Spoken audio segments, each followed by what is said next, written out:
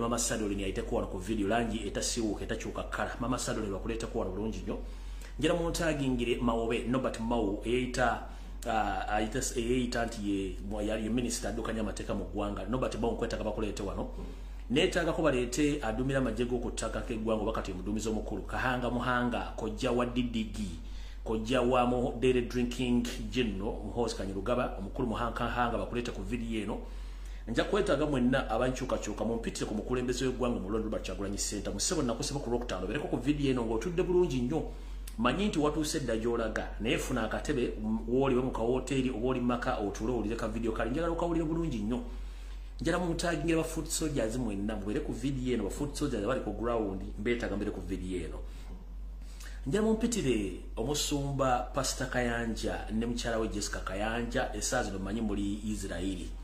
gye mwalaze naye nga nabo gisimufungize mukwate simu zammwe zabuyonjo mutekola live eno oba gibasalira bagobereza bamwe mujiwulire bulungi nnyo.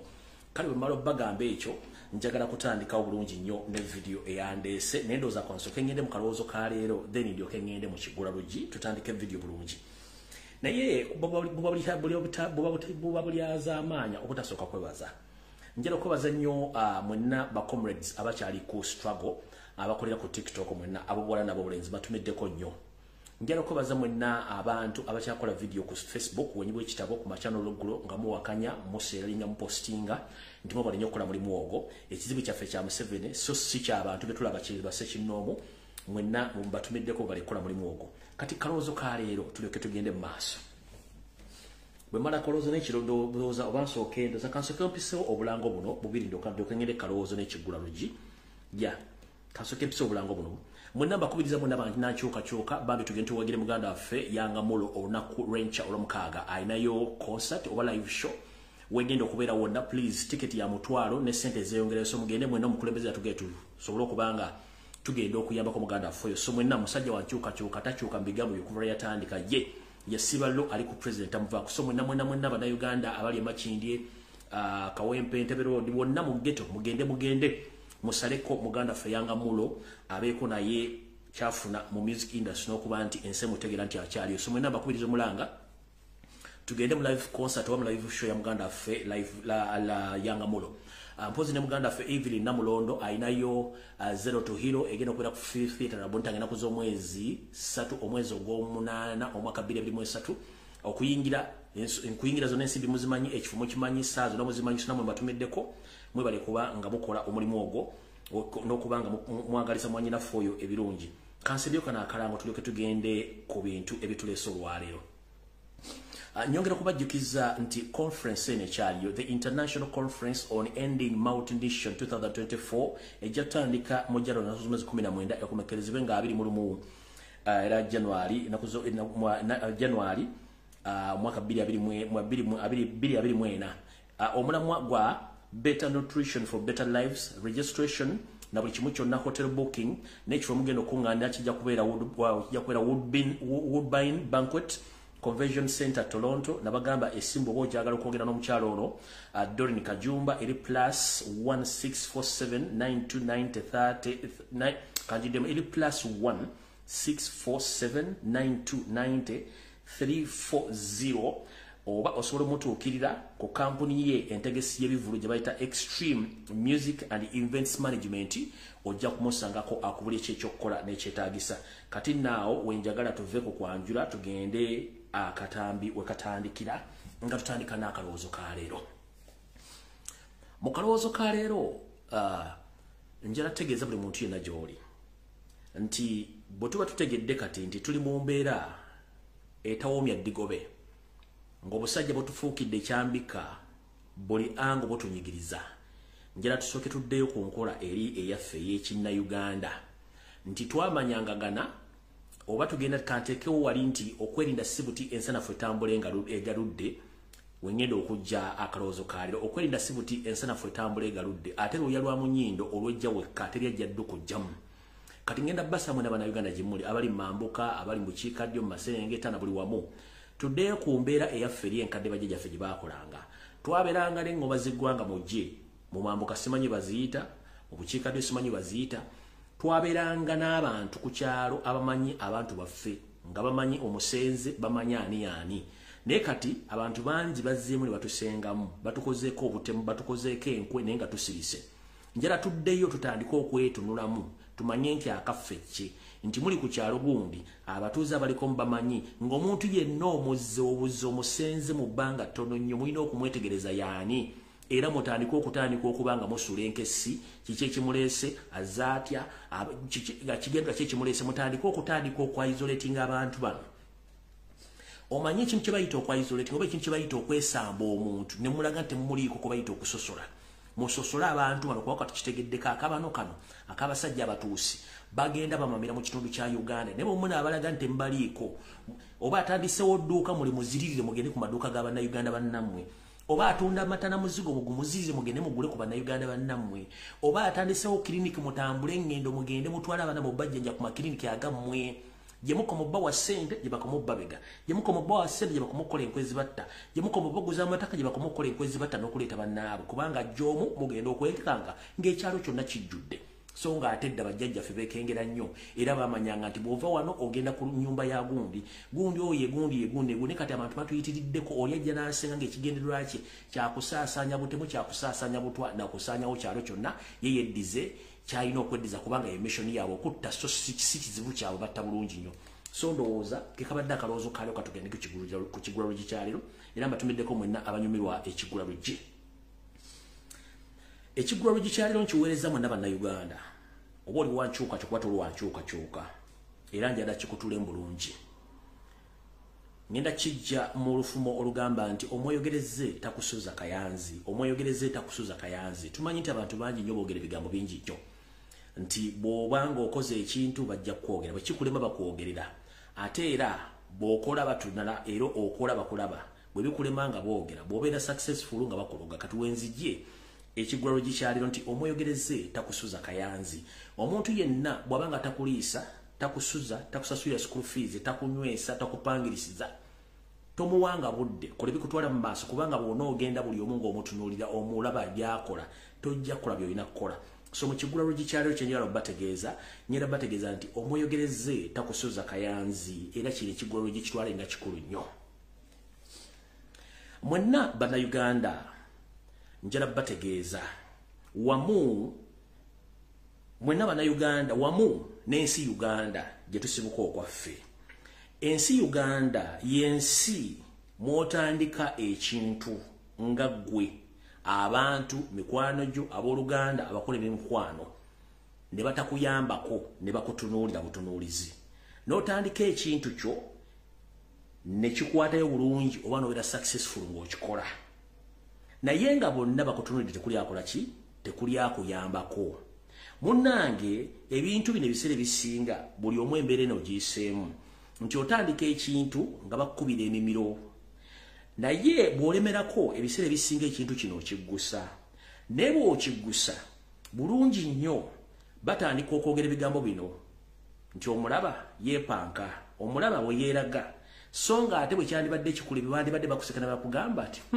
kati yali yeeraga kinno yali alowooza yatusinga okutegeera oba yali alowooza ffe tusobola bikola kati munenjera kugamba ekigambo kimu obulogo obutaagaliza enkwezenge nnyingi nnyo kyovula nti abantu abasinga obungi asoma n'afuna diguli n'agwa eddalu ng'amuloze neighbor oba bwa family member nga ye agamba muganda ng'asomesa atya abaana ne babeera successful ng'ate nze abange baasiraana kale akavubuka kakoze jjojjuzi wano kazimbye ennyumba kaguze emmotoka kasiidisa abaana bake ebweru kale kajja kiraba oli n'akuloga olw'ensonga eyo n'otandika bizinensi oli n'akulaba ng'otoba ne bizinensi nga ye alina w'atudde akuba emimiro n'ata kale n'oyo alowooza bwe byakola ffe tusobola bikola kati n'atandika okuba emimiro bizinensi munnange bwegundiira n'akasente ke yandibadde ajja akwebuuzeko bizinensi ogikola otya munnange akakwata ng'agenda wa muganga munnange nno gundi oyo mulaba ampalana era kati era simanya aloga simanya abaana bange abagundi mwana yasadda ku mwana agundi bizinensi ye kubeera successful naye kati njagala tumukoleko ng'atandika okulogesa sente ze yandibadde akolamu ebigasa ensi ye ebigasa ye n'abantu abalala ng'atandika kuloga weebuuza omuntu okujja omutima omulogo bagujja luddawa one otandika ekintu nga tewali akuyambye ne bakutunuulira ne wabeerawo enteekateeka bbiri enteekateeka esooka eri bweti bakusaka amaaso amoji nenge ekigendo tatabe kitufu baagala olemererwe oberenga bo ekyokubiri bwolemerako no succeeding oba noyitamu batandika okwogerera era n'okulimirira empindi ku mabega sina kindi okusindikira abatemu okusindikira amayembe ebyokoola n'okulemesa yensonga lwaki nti ogenda n'ogula ploti mu bunaku bungi nnyo n'onunyase n'ogula akayumba naye wo akasimu omusingi osangawo amalogo ge bataddewo basalidde omusayi gw'enkoko oba omaze ennyumba n'ogimaliza bulungi n'oba successful ekiro ekyo woyingidde ennyumba oba wikinamba kuliko abantu bajja betoola ennyumba bagiddukirako owudde abantu baddukira mu compound yo bakola biki kugamba abantu mu Uganda we wali abantu nga ye ekintu kyamulema n'atuulako omuntu abadde successful okumulemesa kati be bantu bembagamba sonjera bagamba omweyogereze takusuza kayanzi ate nkibagamba bw'oba tokolanga muntu kikyamu ne bw'alitambula bunensi n'atunde nandawe yakuloge talisobola kuloga kubanga eddogo likwata oyo gwe balisindikidde ng'alina ekikolwa kye yakola omuntu amusindikidde eddogo keera nga ku makya osabe Mukama Katonda wo okole ebituufu by'olina okukola bw'onadda nti bandoga ojja kugwa eddalu kubanga nkubulya eddogo likwata oyo alikkiriza nti bandoga nkiddamu omuntu yenna gy'oli togezanga n'okiteeka mu bwongo obwo nti waliwo akuloga the moment kasitokkiriza nti waliwo akuloga obeera muloge wajjo eddogo teritera kukwata muntu nga talikkiriza ate era eddogo ne balikusindikiranga omuntu alikusindikire tomukola nga kibi n'eddogo liraba era limala ne bakufaalinga ne liddayo ate mbajjukizamu abalogo eri abantu abatologebwa ng'ojja muloga okere ku makya eggaali ekkube bo pikipiki ekkuba amagulu ekutomere ojja muloga ennyumba y'omuyaga gujje gugiyolewo ojja muloga omwana wo ku ssomero ladde mukube ojja muloga bizinensi zekwata omulya nga tumanyi lwaki zaakutta omuliro kubanga omuntu gwaloze ali innocent talina kyamanyi naye olw'okuba mulina ennugo yabazaalibwamu temwagala kukkiriza muntu yenna ababayiseeko yensonga lwaki mufuna ebizibu nga temumanyi mulekerawo amalogo okwebuuza kutambuza amazzi ekiro omuntu akusinze aba yakusinze musajja munno bw'akusinga ekigere togiyita mpanama mukazi munno bw'akusinga obulungi tomuyita sadolini tomuyita make-up aba yakusinze noonya bw'otya bw'afuuse omulungi omuntu bw'akusinga okubeera bw'akusinga mu bizinensi noonya bizinensi agituusiza atyawo togenda kuloga kubanga ebiseera bisinga nti mwe mugaggawaziza abalogo kubanga omulogo yajja kuteeka mu doctrine ye kubanga ye abeera n'eddagala abeera na buli kimu ekisobola omuwulira n'akuloga naye nga byonna byakubuulya bifu kyensonga lwaki olina okwebereramu ate bategeeza mu Uganda gye tusibuka ne bannayuganda gye tubeeramu kimanye nti bw'otandika ekintu babeera n'emitendera egi bagenda kuba emirongo okitandika bw'obeera successful bakuloge kati nkubuulira wonna w'oli beera mugumu eddogo terisobola kukwata muntu nga tolina musango naye tokkirizanga nti bakuloga kasi tokkiriza nti bakuloga oba owedde kyekibadde ekigula lugikyaliro era nkifundikidde Mukama bankuumire munyumire ka video ka leero kati ntandise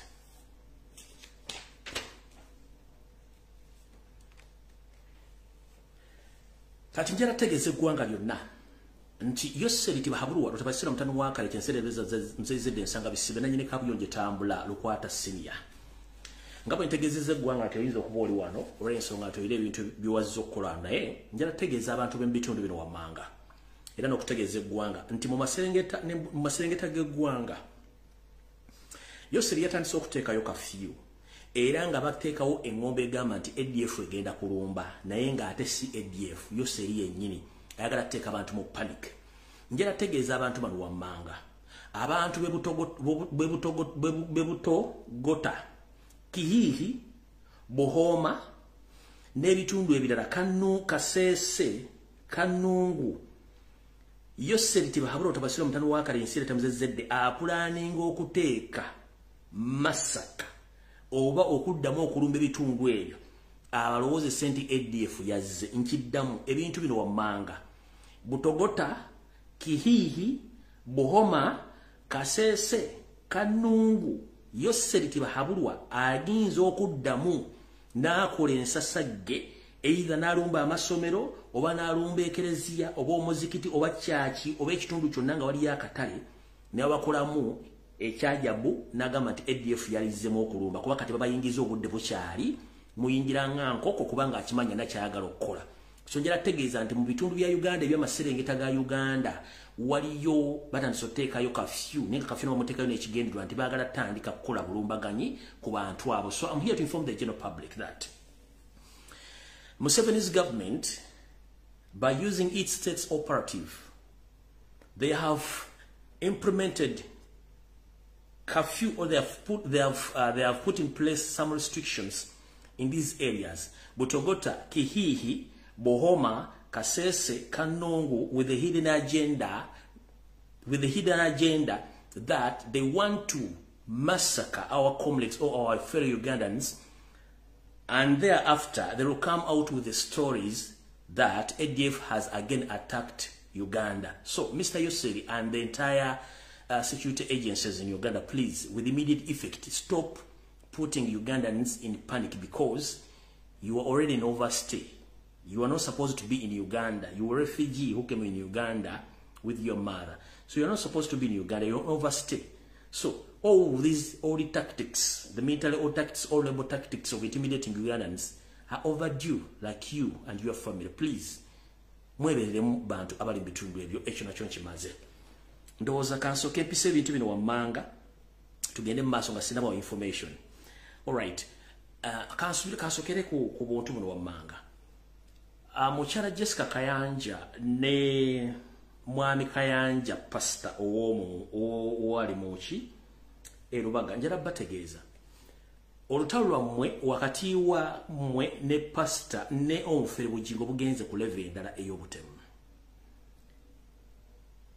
nga nena bugisi mufungize mukulu Kayanja ne mukyala Jessica Kayanja mukwate omwana wa mmono yakawasa omulenzi mu mufulumye eggwanga Uganda ng'obudde bukyali bagala bakolako damage oba revenge nenga revenge eno bugingo yagirimu nkiddamu pastor Kayanja ne mukyala wo Jessica Kayanja njala bategeeza waliwo olukwe olupangirire oluteeketeeke nga luno lukulembeddwamu omukulu gwe bayita pastor Bugingo ng'olwedde bakasinkana ba serial killers enfunda 2 ku Serena ekigo nga bapulaninga butye bagenda okujja omutabani wammwe eya Kawasa era mwali basanyufu nnyo kati njala bategeeza balina akabinja akabasajja batemu abadde bajja batemulanga abantu gattako akabinja ke bayita Kamakazi Girls waliwo akabinja k'abatemu nga bakazi bakayita Kamakazi Girls akomojja for the first time mukawulidde akabinja ako mission yako ya kuwa butwa mission yako ya kutrackinga na kukola buli kimwe ekyetaagisa okujjawo targeti zaabwe kati mukiwulira waliwo akabinja ke bayita Kamakazi Girls nga kabavandu mwe batuusi bawala abali well trained okola omulimu gw'okutrackinga okuwa obutwa nga basindikiriza abasajja mu bikolwa ebyobuseegu bongo omulimu gwabwe gwa kutracking. So Pastor Jessica Kayanja ne Pastor Kayanja mutabani wammwe yakawasa mbasaba mufulumye eggwanga obudde bukyali omukulu gwe tuyita Pastor Bugingo alina enteekateeka gye yakasinkana mu meeting 2 ng'alina enteekateeka ey'okugjawo mutabani wammwe eyakawasa ng'abakoleko damage. So eno message muli Israeli essaawa zino mbategeeza malina bagamba oba oyagala enkyukakyuka toyagala nkyukakyuka sikkiriza mukutta monna Uganda yenna kubanga talina musango obusiibuzi bwa Museveni. So njala bategeeza Pastor Kayanja ne mukyala mutabani wammwe munfulumye ka Bugingo yakakola meetings 2 ku Serena ekigo n'endala najja yagikoze mu hoteli njagibagamba wenda banze ku Sunday ng'enteekateeka yakutta mutabani wammwe yakakola ki eyakakuba embaga. So mbategeezezaako ng'obudde bukyali ensonga munagaana okutegeera kye mbagambye then ebisigadde nze tebasibangibwa olw'ensonga nti ogwa embanga okoze mbabuulidde akabinja bamutrackingisa ebintu biri waliwo akabinja k'abasasini akabadde katta abakulu mu gavumenti n'akabinja k'abakazi ke bayita Kamakazi Girls akakabinja nako katemunyo gye kali e Kampala. Ndowooza bwe mbamaliriza kati ndowooza njala sooka kuddamu omukyalo sitera nnyo kwagala kuddamu bantu bano ne kansoke nziremu omukyalo ono kansoke nziremu omukyalo ono. Ekisookera ddala mbadde musaale nnyo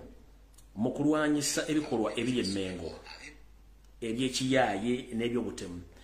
naye nabadde nagambye abantu bano nga ndowooza nti abantu bano bategeera by intellectuals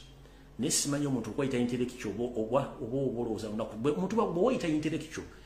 olina okweyisanga intellectual bwaba bwenzija ku social media ne bagamba temuddamu kukozesa video ya ku social media platform zammwe mba nkitegeeza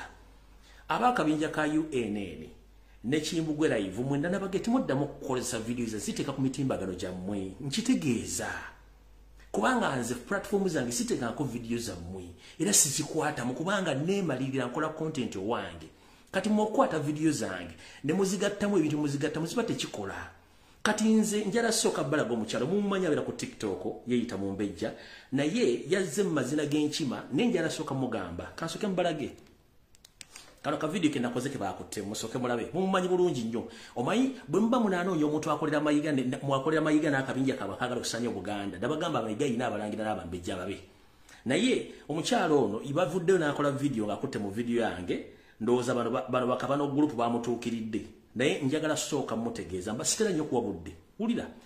omukyalo mummanyi bulungi nnyo omulaba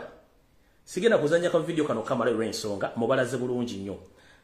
mukalayo bulungi nnyo naye njagala mugamba ebigambo bino wayogedde ebigambo bingi nnyo naye njala kugamba ekigambo kimu maama nkimanyi oli Mumbejja nga bwayogedde naye ebiseera ebisinga emyaka ena emabega nzenze kako social media eyavaayo n'enzijjayo ekyama ekikusika ekyali mu Buganda nga bagenda kusaanyawo empologoma nzenze kazaalaga embuga z'Obwakabaka bwa Buganda zisaanyiziddwawo gwe ng'oliruddawa ng'osise kati bwewavudde n'ogamba nti siina buyinza era byenjogera sibimanyi ogamba nti Masaka tewasibukayo balangira ekisookera ddala njala kugamba njala kuga ekigambo kimu ebigambo byenjogera mbyesigamako ate mbiinako obujulizi ebigambo bibiri ekisooka bwe nabadde nkola vidiyo eyo nagambye Kimbugwe atambule ng'omulangira sinnateeka mu linnya lye wadde lya famire yo so togendanga mu ntalo z'abantu nga tozimanyi nagambye Kimbugwe okutambula ng'omulangira so si ggwe kyekisooka so si ggwe okuggyako ng'oli mu kaguruupu kaabwe kubanga tusera okugamba nti njolonzo Obuganda njala busaanya njala kutegeeza singa mmengo teriiwo mu myaka gino singa bagisaanya odi okusinga kunteekateeka kanjala kugamba olutalo lwazzeemu maama njala kugamba wakoze ensobi sinnayogera ku linnya wadde famire yo nayogedde ku Kimbugwe omusajja omutuusi ne mugamba atambule ng'omulangira era ne mugamba nti Masaka teriiyo nsibuko yabalangira mu Buganda era nga nkitegeeza nga nkimanyi kati gw'Omumbejja njala soka kuga ekigambo kimu yawula ebigambo bino wammanga yawula okusenga n'ensibuko Masaka teri nsibuko yabalangira ensibuko kyeki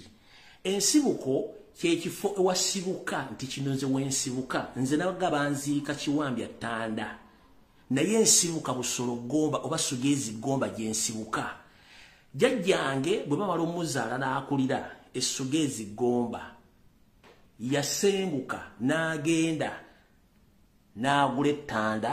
n'asiisirawo n'akuba ensiisira ye kati awo yasengawo busenzi naye wali ensibuko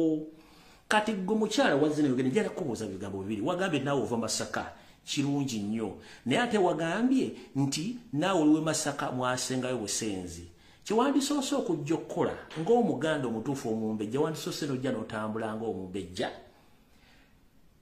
n'otulaga bulungi nnyo ensibuko yo era ojja ttambula ng'Omumbejja ensibuko yo teri Masaka njagala obuulire public Ssekabaka ki eyakuba omutuba oba eyasimba omutuba Masaka taliyo kyenabadde ntegeeza teri nsibuko ya bulangira Masaka kwokusenga omuntu waddemba okusenga nekye tuyita ensibuko Masaka teri nsibuko ya bulangira kuba teri Ssekabaka yasimbayo mutuba gwa bulangira bwonna era naye bw'ojja okutambula nga wagenda naawe ova Masaka ojja tambula naye ng'oddayo bw'onooba togudde mu Kyaddondo ojja kugwa mu Kyaggwe oba ojja kugwa Busiro eyo Bassekabaka gye baasimba emituba gy'obulangira n'Obumbejja njagadde kutegeeza toyingiranga mu ntalo z'otamanye saayogedde ku ggwe nayogedde ku oli ayogera ensibuko ye ng'omulangira so si ggwe gw'oba oli Mumbejja obeera n'Obumbejja bunenze nakugambye Masaka teri nsibuko ya bulangira naye okusengera omuntu asobola okusenga nga ne boga nti osibuka Masaka mwasengayo busenzi ne bw'onootambula ng'omumbejja ojja kulaba nti ensibuko yammwe oba teri kyaggwe ejja kuba Kyaddondo oba Busiro eyo bassekabaka gye baasimba emituba gy'obulangira n'obumbejja e Masaka gy'obulira public anti obeera ku social media oyagala nnyo bakukozeseza abulira Baganda abaliko na bakugoberera Ssekabaka ki eyasimba omutuba e Buddu. Sigenda kwogera bisinga awo nakulaba kutimbira akagulupu kakutimbye nnyo naye nze gumuliko kusekeredde nkukubya akakule mumbejja weetereze tebakulwanyisa entalo zetakusobola emyaka ena nnwana entalo zino nga gwosirise oli ku TikTok singa wali wazikolako ng'oyogedde ku bulamu bwa Ssaabasajja Kabaka ebifo by'enkozi basaanyaawo nandibadde nkuwa obudde naye njagadde kutegeeza bakoledde oba akoise bakusula mu ggabo ly'eggaali otejja kusobola. Nkugambye yawula ebintu bibiri okusenga n'ensibuko omuntu yenna asobola okusenga ewantu naye ensibuko kyanjawulo nga nze bwakugambye nti nsibuka sugezi gomba naye jjajjange yasenga Ttanda Kiwambya n'asiisiraawo kati naawe oba oli mumbejja w'e Masaka naye bw'onooba otambula ng'omumbejja nkugambye gy'olina okumalira Bassekabaka gye baasiba emituba weewaawo ssebo omumbejja era abaakutaddeko ku bisaladdu bajja kukwokesa nze byange mbyogera kate ng'omusizi Agulesiyani ntindako bantu mangu okitegedde munnange n'ekitiibwa ekyempa abakyala ate abalangira Lambejja bwe ntyo mwejagadde okuddamu gwe jangu ogamba abantu Ssekabaka ki yasimba omusiro eyasimba omutuba e Buddu ekirala naawe obuulira abantu otambule bulungi nnyo ng'omukyala Omuganda era omumbejja bw'onoomalanga omutuba gwe waliwo omutuba Bassekabaka gwe baasimba e Masaka nja kudda neetonde awo nvuddewo ngenze ku video eyandeese entuufu enayo na wiki mundabye badde sepositinga ku kintu kya FDC badde sapositinze ku kintu kya ssomero liwaddobotwa ensonga lwaki ngezezzaako basomesa kye tuyita Yoseriti bahabulwa n'obukodyo bw'ekiyekera bwe yatandika okuva mu myaka g'1966 muganya obutegeera Museveni ye muntu ateekawo ekintu najja ataakisolovingi n'ateekawo ekintu ekirala ku ekyo ng'ajja ateekawo ebintu okuba kiipinga ng'obwongo butambulira okompaka Yoseri abadde ajjayo ky'amasomero kati ky'amasomero yakugjeyo kiba tekikyakola mawulire yabadde alina okuyiiyayo ekintu ekipya ekibadde kijja obbajjako enviiri ku mutwe ekyasoose wabaddewo akandolindoli akabadde ka FDC era njala okubaza mwenna bannankyukakyuka bataashiyaliza wadde okwogera ku bintu bya kandolindoli ka FDC njala obebazamu bali nnyo mubalire ddala eryokanga neetonya netulaba ensiisira bwe zenkana emyoyo omuganda omutuufu bw'atyo bw'agamba nti eryokanga neetonya netulaba ensiisira bwe zenkana emyoyo enkuba yatonye mu FDC era ensiisira tulaze bwe zenkanya emyoyo wabula mu kino nja kubaza omukulembeze wange Omulobola Kyagulanyi Ssentamu webale kubeera musajja mugumu abasajja n'abakazi ne bakkirako ne bakuvuma ne bakkalakata n'osirika naye Katonda nalwana entalo zo ne bajja ne toyina gwe wagambyeko beeyabiza bokka gwe ng'osirisa oli eri kye nabagamba nti ekiwola okikwasa ngalo bogobogo si muliro singa essanja lyerifumba kale akandolindoli mwakale bulungi nnyo kakyagenda mu maaso mubalekete mubayingirira era blogger national platform yenna okusanga oyogera ku nsonga za FDC that is a crime against humanity nkiddamu blogger national platform okulanga oyogera ku nsonga za FDC that is a crime against humanity oba that's a crime against his excellence Robert Kyagulanyi Ssentamu kubanga bino bye baliko essaziro naye bagamba nti bigenda kukola ki kutuukawo kati bituuse wago simawulire please muve ku nsonga ezo okusanga ng'oyogera ku FDC oba postings yo sharing that is a crime against Robert Kyagulanyi Ssentamu kubanga twabibagamba dda Robert Kyagulanyi Ssentamu is a blessed man in Uganda kubanga buli amwogeddeko amuwaayiriza amalirizanga bwe mule bigenda maso whoever posting sharing FDC kandolindoli staged managed drama that's a crime against Robert Kyagulanyi Ssentamu mubaleke bakole ebintu byabwe bajja bibaliriza bulungi nnyo nga babitandise naye kenjagala okubagambwamu ekenjawulo akalika Katonda ennyo waliwo okusosola kwe mutamanyi kati kavudde kwanjula video etandise Yoseriti bahabulwa lutabayisiro mutamani wa karekezi nsiyete tamizide nsanga bisibena nyini kabuyonyo tambula lukwata Syria waliwo mutema gw'ensimbi n'ekibinja ky'abantu abatambula lujji ku lujji okwetooloola eggwanga mu bitundu ebyesudde bweru wa Buganda nga batambula basiiga empitambi ekko obukyayi ku muntu gwe bayita Omuganda. Nkiddamu waliwo ssente ezijja mu bajeti ya Uganda nga zigenda kukola mu State House naye nga waliwo akabinja akasasulirwa okwetoola eggwanga lyonna nga kagenda kasiiga ettoomi, empitambi, effutwa n'obukyayi ku musajja n'omukazi gwe bayita Omuganda. Nga Yoseri akyayizza Omuganda okwetoola Uganda yonna era nga ne bawulira erinnya Muganda oba bawonyera ziizi. Era ne bannabyabufuzi abamu nga siba tebava wano mu Central balina ekufutibize, balina ekkonda ku mitima eri nabo bati Kyagulanyi Center munenge ojja mubuuza omuwalanira kinga tekiriiwo kubanga baakibateekamu. Mwabire bulungi nnyo mukulu wa Swabirigwa bakuwandulidde amalusu abagogoka kuwandulidde babagategedde Lukwage ekyakutwala wakimanya kati osigadde mu bbanga olikitengejja kubanga mulina amanya ga Kiganda ate nga abantu mulimu babateeka mu doctorine lwakuba balaga ku Simairo nti balina mu nete balina mu tebabeetaagako wadde n'akamu. Era mujja kugenda okukomekereza nga Ssemujunganda lufiiriddemu Wasabirigwa lufiiriddemu ne Elias Lukwanga mulufiiriddemu kubanga waliwo doctrine etambula across the country nga Museveni asasula on daily basis.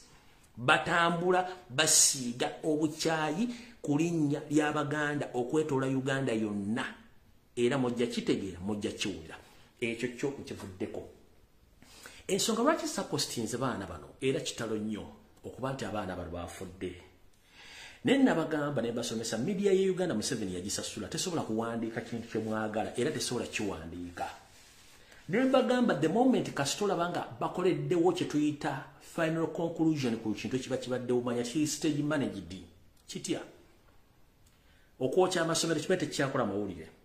Museveni n'asala wakole ekitiisa ekyokuwa abaana obutwa.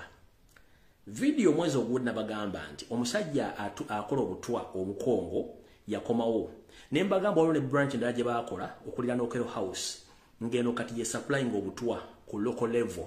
Ne babuulira abaana Abanyarwanda mu restaurant mu mabaala wajje bagabira obutwa. Kati mwagala kubuuza ani agaba obutwa era butuuka butya mbantu kyekisooka.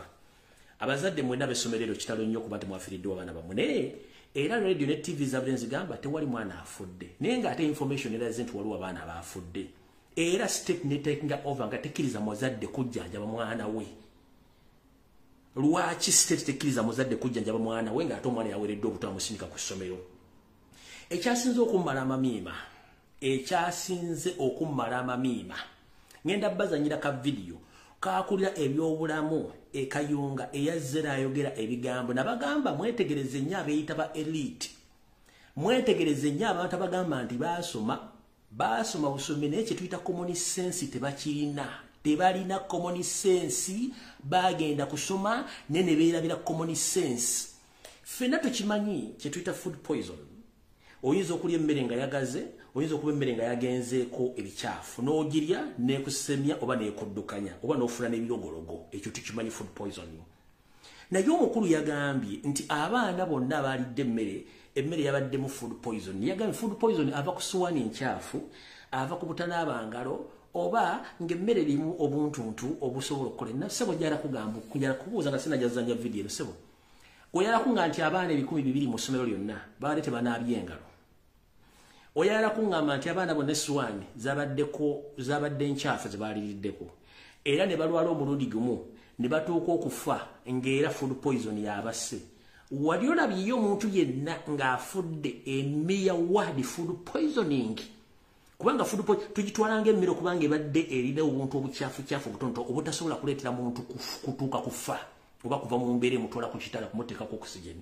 Kati muwulirize akulira ebyobulamu ekayunga bwe yayogedde oluvannyuma mulyoke mutegeera bagamba nti cow mentality yasinga okubeera mu bannayuganda beeyita ba elite. Nze singa nabadde muzadde nga nina omwana awo, omwana wange afudde oba ali mu mbeera embi, gwe kisajja gw'ekikulu n'ojja n'otandika okwasaamirira n'onyumya emboozi enfu ng'oyimiridde mu bantu ngo simanyi yabadde food poison, nnyinza okukwata n'ekugwa mu bulago n'enkutugga ne bakuzika ku ssaawa emu n'omwana wange. Video yino mugiwulirize, musajja mukulu abakulembeze b'essomero ab'ebyokwerinda n'ab'ebyobulamu beevumbye akafubo akatakkiriziddwamu bannamawulire. Kyokka oluvannyuma akulira ebyobulamu mu disitulikiti y'e Kayunga atangaazizza ku nsonga eno. Muleke kuwanika mitima. Buli omu awoza abaana babawadde obuto, abaana babawadde obuto, abaana babawadde obuto. Simanyi. Wabula nze kyenkakasa ffe kino kitugamba nti food poisoning mu mateeka gaffe ng'abasawo tekitegeeza nti babataddemu obutwa. Food poisoning mu lulimi olwangu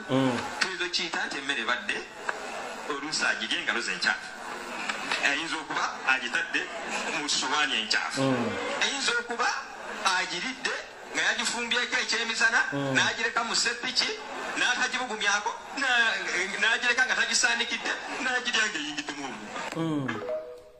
Kati n'owulira embaata zaaneti kazinsiki eyo embaata yaneti naye mu byakulya ebyobulamu nabagamba bw'obanga oyagala kukwata omuntu alimba okolanga ekintu kino olekanga omuntu n'ayogera kasita otandika okuwulira ng'ananaagira manya nti alimba kasita omuntu akuggyako amaaso n'atunula ebbali bw'ati manya olimba omuntu yenna ng'agenda okulimba asinza n'otutakula ku mutwe olwayogedde ebigo by'ekirimba yatandise kwetakula mu muntu a professional doctor nga yeetakula wano bw'ati kankaddemu a professional doctor nga yeetakula kati nonga omutwalira omwana bw'agenda mujjanjaba he is a doctor ng'omutwalira omwana ogenda mujja singa nabaddewo nga ndi muzadde w'abaana guwadde tovaawo ne microphone yogwe badde bajja tuwulira masefuliya g'ebijanjaala aga gabadde gwagambidde mu food poison nadde ngenda kunyiga obulimaawa n'amaaso tugatungule mumanyiramu ate omuntu ina kafeesi munnayera ne waakabano in fact namwetegereza in fact muwulirize bulungi nnyo omuntu yenna ng'akulimba kasita atandika okunanaagira kasita atandika okuggyako amaaso atandise okutunza amaaso bw'ati kasita yeetakula mutwe oba okwetakula ng'awa speech kitegeeza nti ebigambo byayogera si bituufu agatta bigatte wuliriza. Abakulembeze b'essomero ab'ebyokwerinda n'ab'ebyobulamu beevumbye akafubo akatakkiriziddwamu bannamawulire. Kyokka oluvannyuma akulira ebyobulamu mu disitulikiti y'e Kayunga atangaazizza ku nsonga eno. Muleke kuwanika mitima. Buli omu awoza abaana babawadde obuto, abaana babawadde obuto, abaana babawadde obuto. Simanyi. Tomanyi. Wabula nze kyenkakasa ffe kino kitugamba nti food poisoning mu mateeka gaffe ng'abasawo tekitegeeza nti babataddemu obutwa. Food poisoning mu lulimi olwangu tuyinza okiyita nti emmere badde neyeetakula oluusi agirya engalo ze enkyafu. Neyeetakula ayinza okuba agitadde mu ssowaani enkyafu. Ayinza okuba agiridde nga yagifumbyeko ekyemisana n'agireka mu seppiki n'atagibugumyako n'agireka nga tagisaanikidde n'agirya ng'eyingiddemu omu. Gentlemen, the so-called health inspector in Kayunga district, I'm here to address you. I'm a qualified chef and I'm a professional chef. That is my professional. For the first time, let me tell the public that I'm a professional chef. This is a school which accommodates almost 500 students and they consume fresh food, not leftovers. And they are under industrial catering. Industrial catering bafumba emmere bagifumbira mbungi ate ebeera fresh. Bagifumba okuva ku saa 6 mpaka ku saa 7 ne bagiservinga ng'eyokya tebalekawo leftovers kubanga bafumba okusinziira ku nnamba y'abaana abali mu ssomero. Stop fooling people. Bano bade tebalya mawolu. Amasomero, amalwaliro, hotels, amasomero, amalwaliro, amakomera bonna bagwa mu industrial catering. Industrial catering bafumba emmere nga nyingi ate bafumba emmere nga mmere bagifumba ng'emala abantu abo era kyovula nti mu industrial catering ne bobanga nga mugenda gabula mufumba emmere ng'egenda kumala abantu abo neggwawo tebaservinga mmere y'amawolu. Kati gwolinga agamba nti essomo lyafumbye emmere gye badde bagenda okulya emisana nga yannaku 2 emabega. Musajja gwe nawe olinga ebyayi ebikalu. Omanyi mujja ne mwogera ebintu bino nga mulowooza tewali bantu bategeera. Nkubuulidde. Amasomero, amakomera.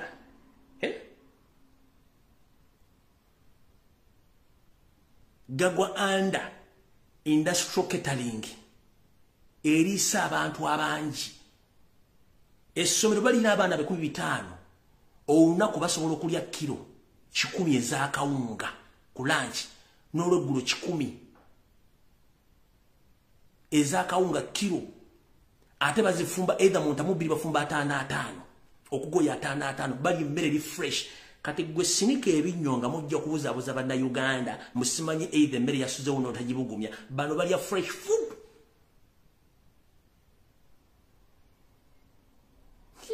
tujja ku TV no nyimba abazadde ng'abaana bwe mwabasi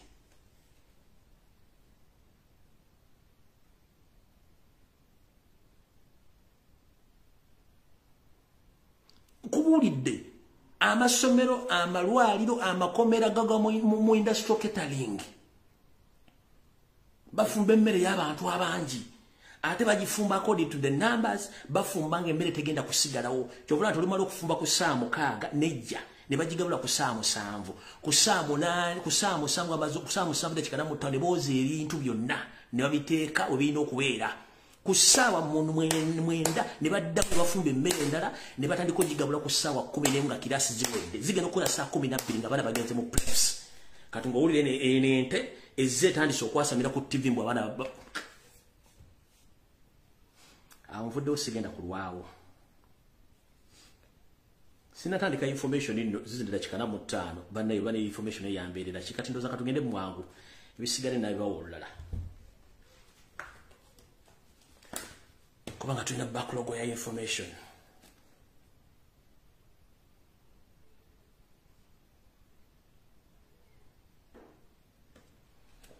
alright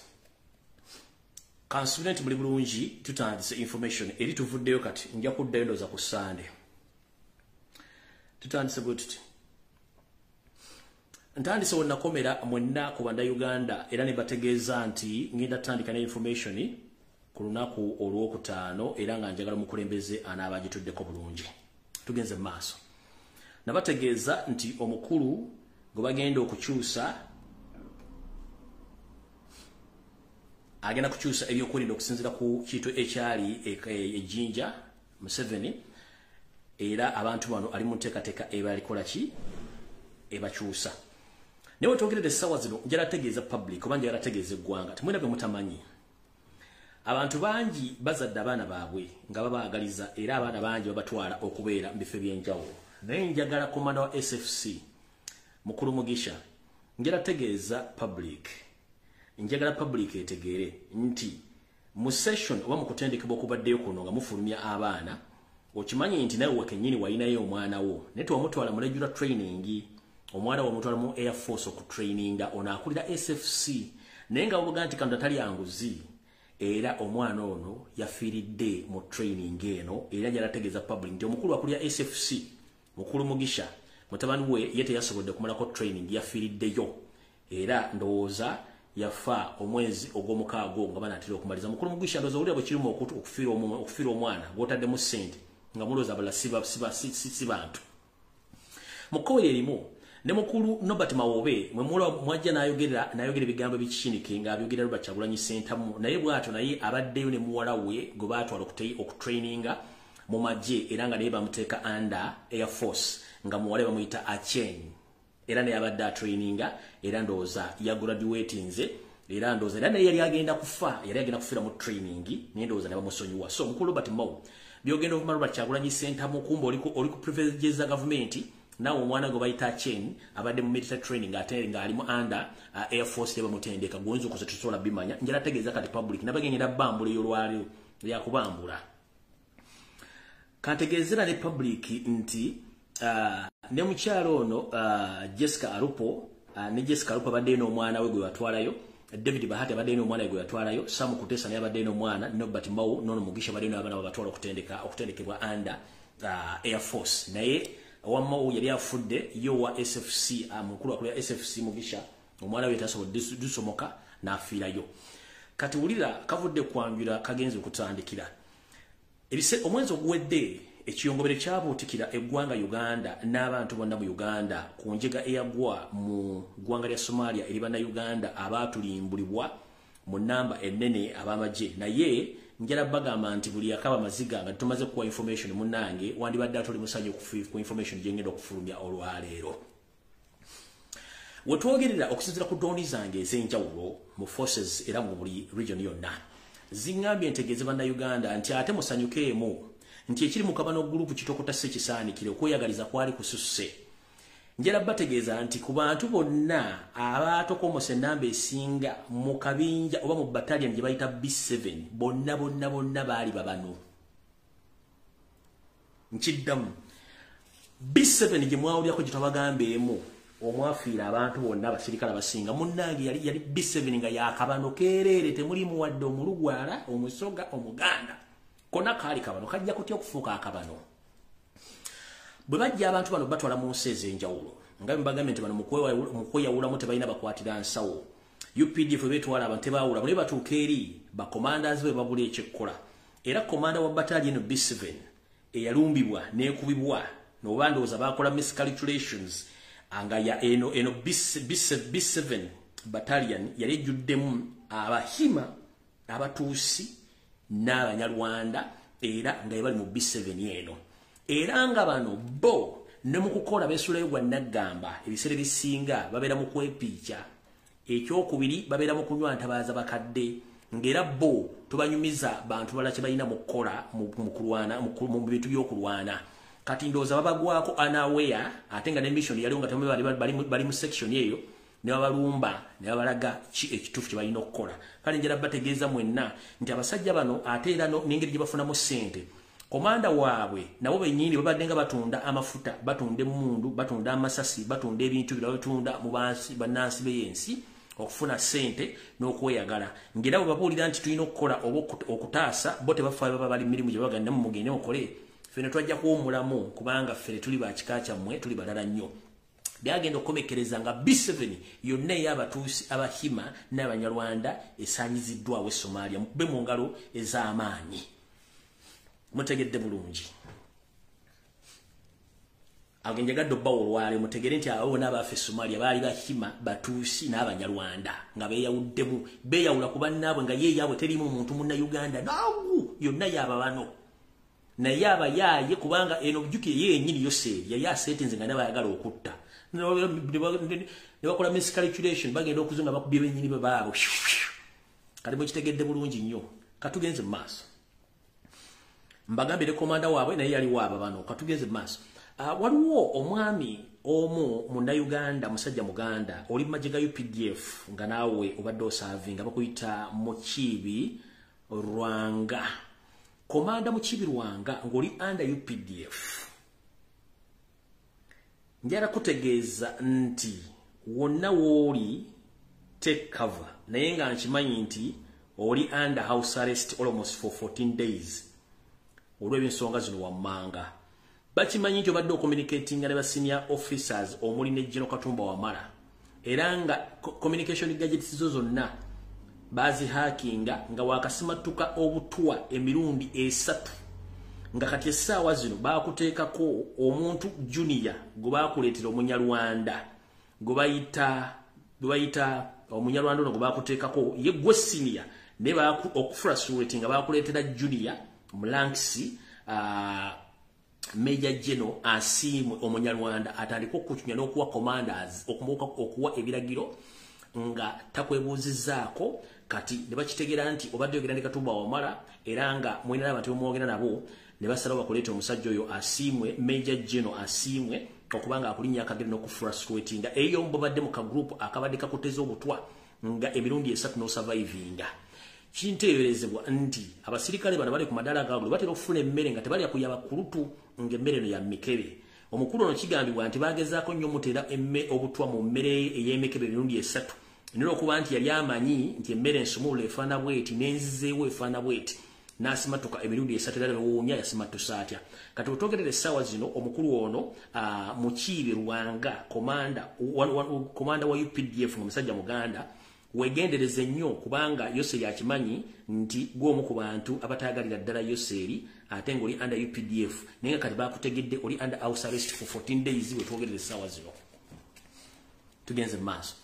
mwenna ba new recruits aba UPDF abaavuddeyo nabategeezezza bagenda kudda mbabayite n'ekigenda okuddako muyinza obutasurvivinga kubanga bakimanyi message Museveni bateekamu abasajja ba ISO okuba beega nga bali mu training era mbategeeza nti eyo gye bagenda okuddamu bayita ogenda for refreshers course mu magye abasingo bungi temugenda kudda nga bakimanyi muri threat temwagala regime temwagala MKM project ate temwagala Museveni kubanga yasuubidde okuwandiika abantu byali okusuubira balina kuwandiika abantu bali wansi wa P7 senior 4 ne senior 6 wala agenda okusanga nga mwate muri bayigirize nnyo okusukka weri amanyi. Kansulenti President wange Robert Kyagulanyi Center mo otuuse ba foot soldiers mwenda mutuuse.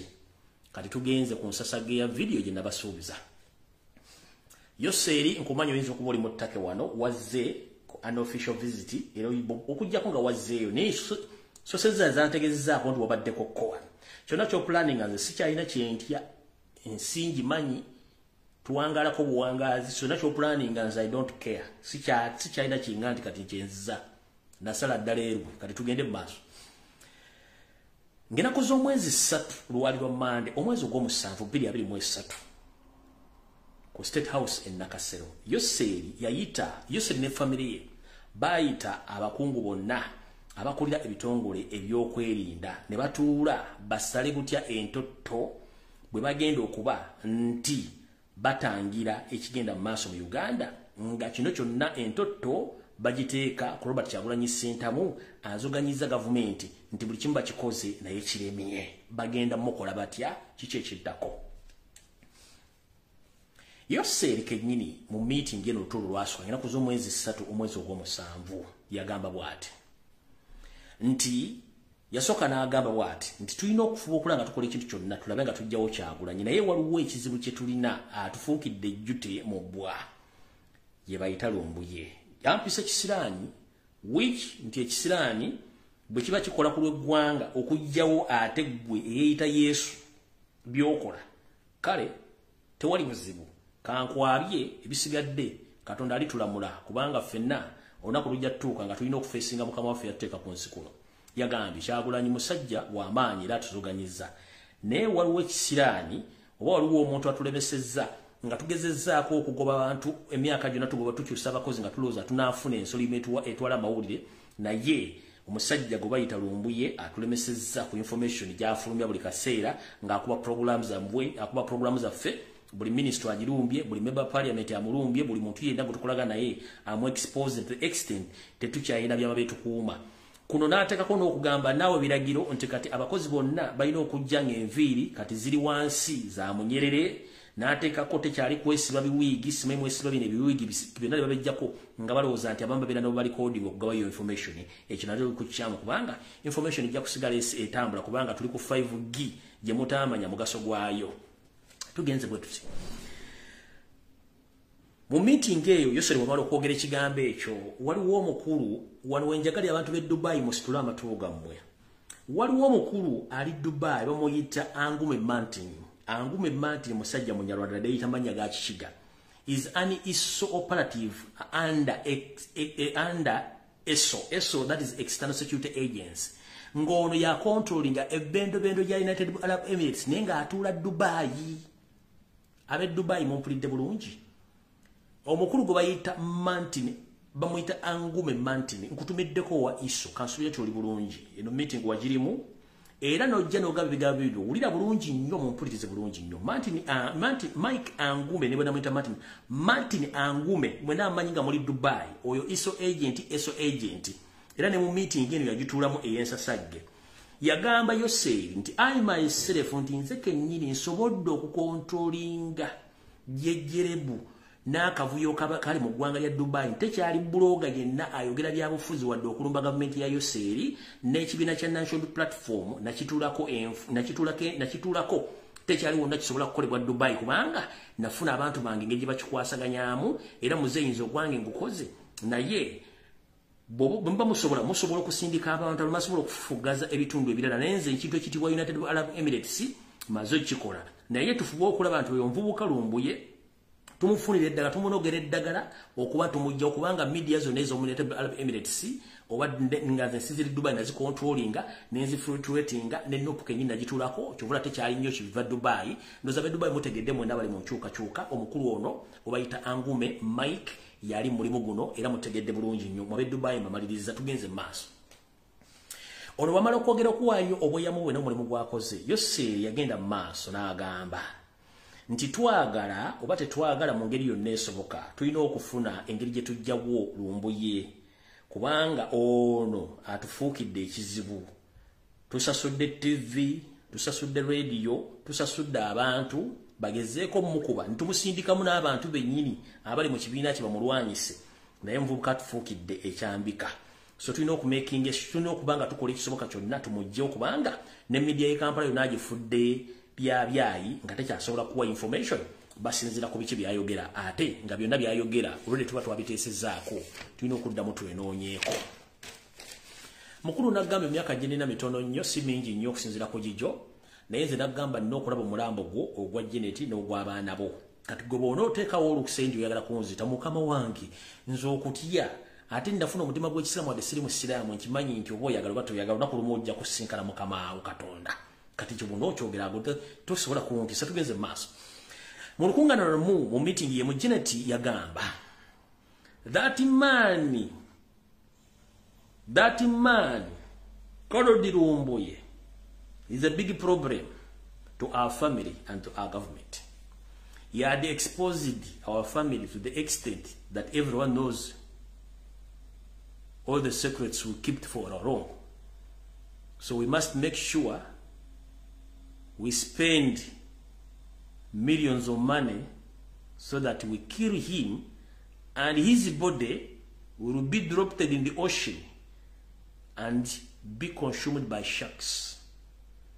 Mamanja of Enterprises, I think you are watching this video from far distance on your TV. You are proposing my death and my body to be dropped in the ocean to be consumed by the sharks. But I think with the time to come, you will be running as if you don't have bodyguards. So you are nonsense and talking bullshit when you're addressing issues in your Kabano group. Doesn't intimidate anyone. If you think that I'm easy to be killed, you've tried so many times to kill me, but you failed. I'm here to tell you that I will stay on social media exposing you because I'm not the same way, the way how you handle or you treat other moles in the opposition or in national unity platform. For last, we are ready to take over our country because we are not going to be intimidated and threatened by the foreigners because even you don't have any history in Uganda. Nobody knew that your original names you are called Janet Kembabas. Nobody knows your history. Nobody knows your father. Nobody knows your mother. But you are calling yourself from Uganda. You spend years in Sweden eating taxpayers' money, basing on Baganda, who contributed 90% to the success of your government. But after winning the war in 1986, you resorted to assassinate one by one. Up to now, you are still sitting and killing them and even killing their grandkids whenever they are. Why are you panicking? We know it clearly that you hate Uganda. That's why I'm here to prove all Ugandans wrong. If anyone can bring a photo where Janet dressed in a Chiganda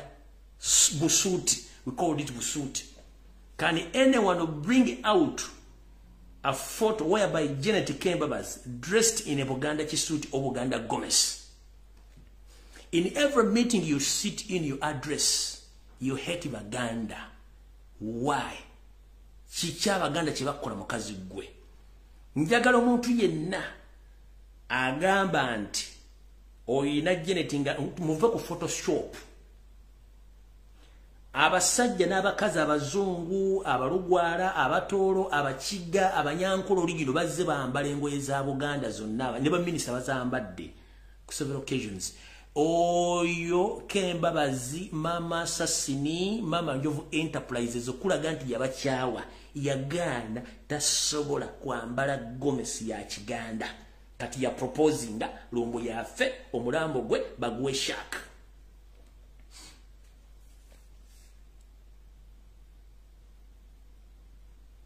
But before my body be dropped in the ocean and consumed by sharks, go Jokusoka, you'll be the first to run. And I will be here watching very soon. You are aged, first and foremost. You have no history. You have no history in Uganda. Ulinsi ya leta kitengeja.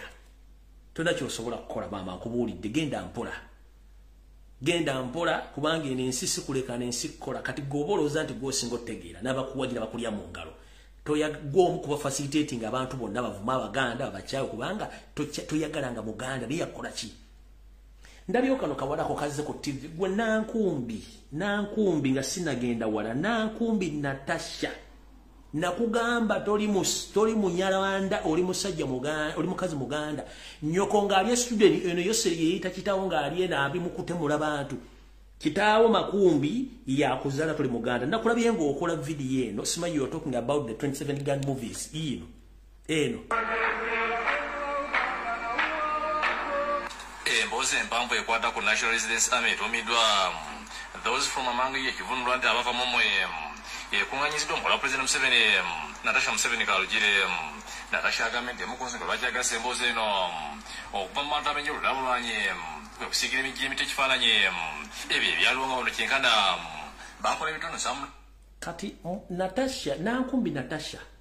wakoze video n'ogikunganya nti amanga them. Who are those people who are among you? What you said 27 guns mbo obamanga them. Who are among you, your family? We are not among you. Gwe mwala gwe nankumbi nkulabula mulolo guse toddanga mukujja mu media kutega bonyo okulinganga obunyo bwe messe ngo addressing a public wakulira student gye bakuzaalira nga Abaganda okulina ekitaawo balwandirira eggwanga. Gwe oveeyo otandika okwogera nti mukoze video bagita amanga you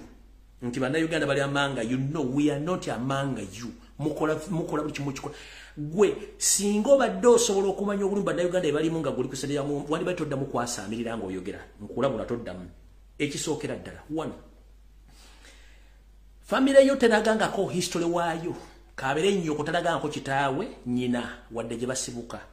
Kitaawe yeyita kitaawo yo seriti bahabula tabasira mutano wakali nsete nesanga bisibe talaga ko nsibuko ye nawe nsibuko yo ya matanka neera nga bwe gati kitaawo ye makumbi kati damo ya samirirenga kagiga kakalo kasebe ku mudalo yakulira omuliro ngera kutegeeza mukyala wumuza akentu ingiriyo ngera soka kubuzebuzo biro bwabanga kitaawo tavanga yo publicly nayogera history wa mukwatako gwo tandiko tyambo genda kola history wa family gwani mu bantu bonna abali mu nsiko bwaki tekuli yakola video eno nga alaga bitufu byali mu nsiko gwe bujje ebyakabange ekisukuserezo mu omusolo govudde mugenda kola the 27 gun movie Homebox Office CNN Al Jazeera BBC balina video zonna eziraga atrocities ezaliwo mu 1986 gwe zotasobola kujjayo kubanga okimanyi kitaawo yatta abantu tutegiba mulina kati olaba liiso moja anko mwine teyazanya video yali mu nsiko kati gwe yali ebungereza ngo liko conflict yali student ngo liko conflicts go organizing ozanye video eno. That is cow mentality. Gwe wali student ngoli mukulya conflicts oli mbugali bwa abana kati ate gwozanya anko wo tumwine teyasobola kuzanya video eyo eyaliyo gwate ozembo ozanye video abasajja Abaganda abali mu lutalo bonna tekuli azanya video kuba Abaganda bajja kwogera ebisanga bisinga obwo kati gwe ate mbozozanye video oba osinzira mu koweki ne mutumanyidde mbwa mwe kati Natasha tuza akentu ingiriyo wansi never ever again okuddamu okugera mu public mpozi ngo yagala nkwabye nkulabula obuludi okusembayo gwe nankumbi wali student mukagali ng'olya conflicts abasajja balwana entalo okuli tumwine okuli serwanga lwanga okuli tebazanya video kubanga bakimanyi bali bagenda okwogera kati goli oli eyo ologotana ogamba ogenda kuzifilm amanga you who kitaawo ali mu kutulugunya abana bali mu safe house ba minister abasi abategera bonna abasi gwate ng'ojja ozanya film kijozanya gwe nankumbi tereera mulayini baba kitaawo takola nko documentary ng'ayogera obuvugo n'obuddo gwate okola documentary yogera history wa family omumanyi bulungi nnyo nga nawe ne history tomumanyi era mugende munonye kakiri mukana keze bw'olira ayogera omanyi muntu bw'obanga ayogera nga munyankole obanga munyarwanda olira accent ye muli accent ye omuntu afuna answer entuufu awo nvudde nzize ku information yange matamalira budde oyo tuzeeyo wali tukombye ku Janet nga nti omulambo gwe bagusule mu shaaka kirungi nnyo balirera tuzeeyo ku information Yoseri yasitula kanabuuza Muhoozi mutabani wange kikyoteesa kituba tukola Didigi the Daily Drinking General Muhoozi Kanyarugaba Muhoozi laga omwenge gutali mu decade yasituka n'agamba tugezezzaako byonna ebyokukolera omunywi enjago oyo so you call me that I'm a drug addict well and good sola kwegana ntisinyo akonjaga kubanga jjajjange katogo muwanga nankyama bwe yatukuza yatuteranga ebikola byenjaga ku chai ngatekako ekisubi natekako mujaja natekako nebikola byenjaga ebibisi twabinywanga netulimanga tulakita nga tetulwala ensine bwe zituli mu myaka gyonna tutuludako mu ddwaliro batutewo omusawo ekyo sobola kisubi oganda ndi drug addict nyinza okubanga kitufu ne smoking nanyweri eyeddagala gye bateranga ku chai jjajjaffe yatekako ekisubi natekako mujaja natekako nebikola byenjagala tunye tetwalwala nga tubaberanga n'amaanyi nabaga tebangemangako kati bw'ogamba nti drug addict oyinza okuba oli mutuufu ne smoking anjaga naginywa mu buteeri mu myaka 16 15 awo nakatubula sirwalangako okitegedde bulungi kati bw'ogamba nti ni drug addict it might be true but nanywanga yaddagala gye bangemesanga obutalwa ndowooza okitegedde bulungi era nkubiriza abazadde mwena bali mu kyalo abaana banogere ngo ebikola byenjaga ebibisi mu biteeke ku kyayi nga omujaja tebaliddamu kulwala kubanga eryo ddagala lya butonde naye tembawa kunywa ey'okunywa mbi ey'okusmokinga mbi naye ebikola byenjaga ddagala musobola olibikebera ku YouTube ddagala bulungi njo kitegedde bulungi kyayi wenjaye kati nanywa ku kyayi wenjaye n'okutuuka wano yankuziza okutuuka nzisirwala lero olumira nti ndwadde mba nafudde ukitegedde bulungi kati mukulu wagenze mu maaso n'ogamba nti tugezezzaako nnyo okuggyawo drug addict yali ettake naye tukoze buli kimu tulemeddwa tugezezzaako obutego w'abakazi abuleme tusindise ba spy ku ground mu community y'Abannayuganda alemeddwa tulemeddwa mufuna naye ngenda kukola ekisoboka ntandike mission again etagenda kulemerwa ngenda kuza omwezi 5 ogw'omunaana 2023 ngenda kukola kyonna ekisoboka ndabe ng'omuvubuka oyo tumuggyawo tumutte ekyo nazo tukiwone tukive kuba tuba tutumutta kyagona tajja kuvaawo ate mission zaffe z'okutwala Buganda tezijja kuggwaawo Daily Drinking General Muhoozi Kanyarugaba atalwana nkowadde ku ground atagena akomodde mutalo enkoko wadde otalo okukamente how are you doing consultant bino siri akunywa mwenge that's why ovayo kuwa speech mu public oyogeranga Joshua kubanga ebintu musibi akusaagiramu talking is a talent leadership is a talent if you knew that you are going to become a leader one time in Uganda you would have not participated in kidnapping and killing and assassinations which are taking place in Uganda right now if you knew that you had an idea of leading that country wandi balete wayingira moyo naga musimanyi ngenda mbaje bichi kukwata abantu wa orders z'ekisimu wandi balete obikola naye wagenda notta abantu okyawamba otta onywa olinganga musoke kati awoga bogera ku gwe olinga musoko onywa na ogwencha na majirasi n'ogagaya munawo yagala fuga gwanga Uganda erabye tata fuze nga wa senior 4 drop out kati gwe nawe yali mwa senior 4 ne senior 6 nebuzo nawe kolera onywa omwenge n'amajirasi n'ogameketerako gwe nawe ojofuge gwanga atovumanzo omuzukulu wa Buganda omuzukulu wa Uganda gwe musajja gwebazalire bwe wa Uganda nga n'amateeka tegakukiriza nkutumiddeko wenywere oli wa ssente zo alina oba okojja waliwo osala obwete osala mu ngoye zange obusala mu ngoye zo wenywere mukulu gw'oliyimanki oli waba guyiisa era eyayiisa omwenge ali musajja mukulu nnyo kubanga singa obadde mulamu ng'otegera singa ensi eri ku kizibu n'olaba obehavinga ng'ate onywedde kiba kitegeeza Uganda erina ekizibu kingi nnyo n'abakazi bo balabye mukulu Lujjuju waddanga Daily Drinking General nkutumiddeko nnyo ssebo bambega basindike wa no problem obasindi mu committee nabala bambadde bamanyi bambega bwasindika simanya bakazi nze kiwojjolo nakivaako emyaka n'emabega kati bw'ŋŋamba ondegera tege ebiwojjolo tubamanyi bulungi emizannyo gyemmwe gye mutegeka ojja kuba bulungi tofaayo sigenda kukumalira budde bukankuveeko naawe pulaani yo ennaku z'omwezi 5 olwo gitandika kamu jangu njabba wana address temufaayo kati tugenze ku ntuula olulala lwatuula President Robert Kyagulanyi Ssentamu over to you ng'ennaku z'omwezi 7 mwezi ogw'omusanvu mwaka 2023 ku State House Nakasero baddamu ne batuuza meeting no ku State House Entebbe baddamu ne batuuza meeting yatula ku sawa 2 okoma ku sawa 5 ez'ekiro n'ekitundu abantu bano wamange batula mu meeting yeeno mwalimu Robert Mao mwalimu Janet Museveni mwalimu Anita Amongi Museveni kenyini Muhoozi Kanyarugaba ne Kahanga Mohanga be batula mu meeting yeeno. The meeting, which was held on 7th of July 2023 at Entebbe State House, which started at 8 p.m. up to 11:30 p.m. in the evening,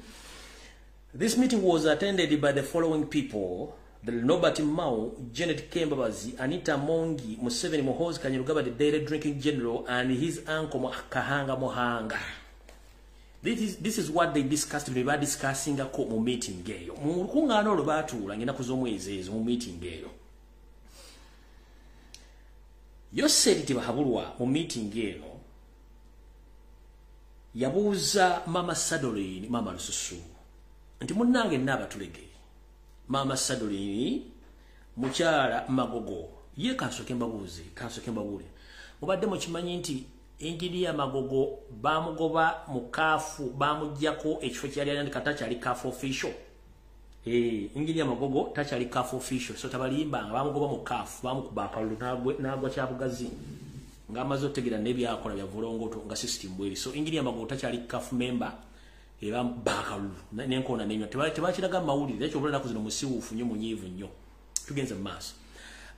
mu meeting eno yatuula Yoseri tibahabulwa eno yatuula ng'ennaku z'omwezi 7 gw'omusanvu 2023 ku State House Entebbe ababagibaddemu nabamba bagambye munnange Yoseri tibahabulwa yabuuza Mama Lususu Sadolini Mama n'abatulege nti munnange mukyala Anita Amongi Mama Sadolini mukyala Magogo oli otya munnange nkuwadde ensimbi zange nnyingi okole emirimu gyange naye emirimu gino gikulemye Anita Mama Lususu n'abatulege Sadolini n'agamba muzeeyi tukoze buli kimu ekisoboka okuteeka Robert Kyagulanyi wansi naye munnange kiganye kubanga tugezezzaako n'okuteekawo enteekateeka nnyingi naye ziganye n'amugamba tutaddewo abantu mu parliament okuvuma Robert Kyagulanyi Ssentamu kiganye tusasudde social media bavume Robert Kyagulanyi Ssentamu kiganye tusasudde TV kiganye tusasudde radio ne ba presenters kiganye naye ng'ekitulemesezza kiri nti bannayuganda bo baatuvaako TV bazivaako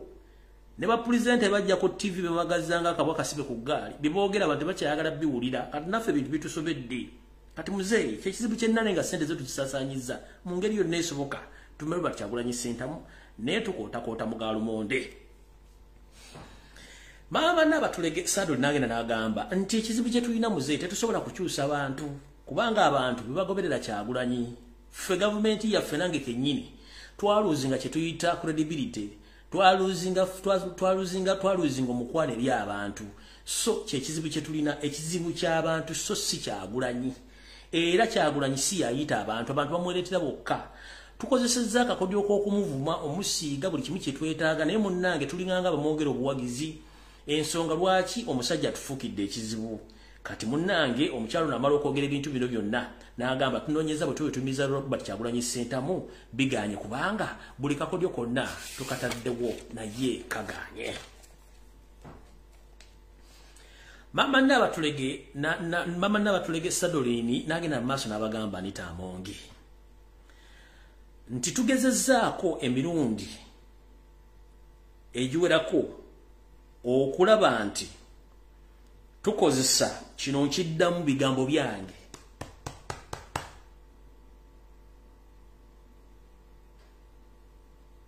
Anita Amongi yagambye tugezezzaako emirundi egisukka mu miyitirivu nga tukozesa leader of opposition Mathias Mpuuga Nsamba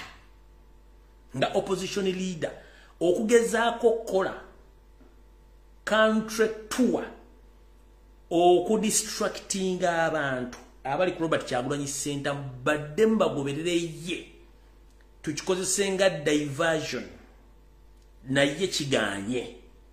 kubanga ne tumuwadde ssente atandika okubanga alambula amasomero amalwaliro era ng'akola enkuŋŋaana n'okuba ne ssente ezimwazi wadde contributinga ku bintu bino ne buli gwamala okuwa ekintu olumukuba enkoona nga bembozi gye bazzaawo bano baba tuyita badongo baba tuyita basiru balowooza tetubamanyi era ogenda okulaba gye yabadde munnange ng'ababaddewo beba abantu bab'omunguuba naye ng'abantu baganye okujja ate omuntu bw'omukyala oba yakkooye bw'anyiiga ennyo ng'awulira anyiiza ennyo ng'akwata akasimu lwaki bw'aba yerabidde okugenda okusimba ebijanjalo agenda abisimba mu ssaawa ezo n'akulaga nti taliiwo omuntu w'omukyala oba yakkooye bw'aba yerabidde nti alina gye yalese nga tasize bijanjalo agenda kukwata akasimu agenda asimba ebijanjalo bye alembe kudda ku ggwe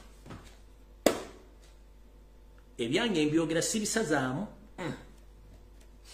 naye programu eyo ekoze eki eganye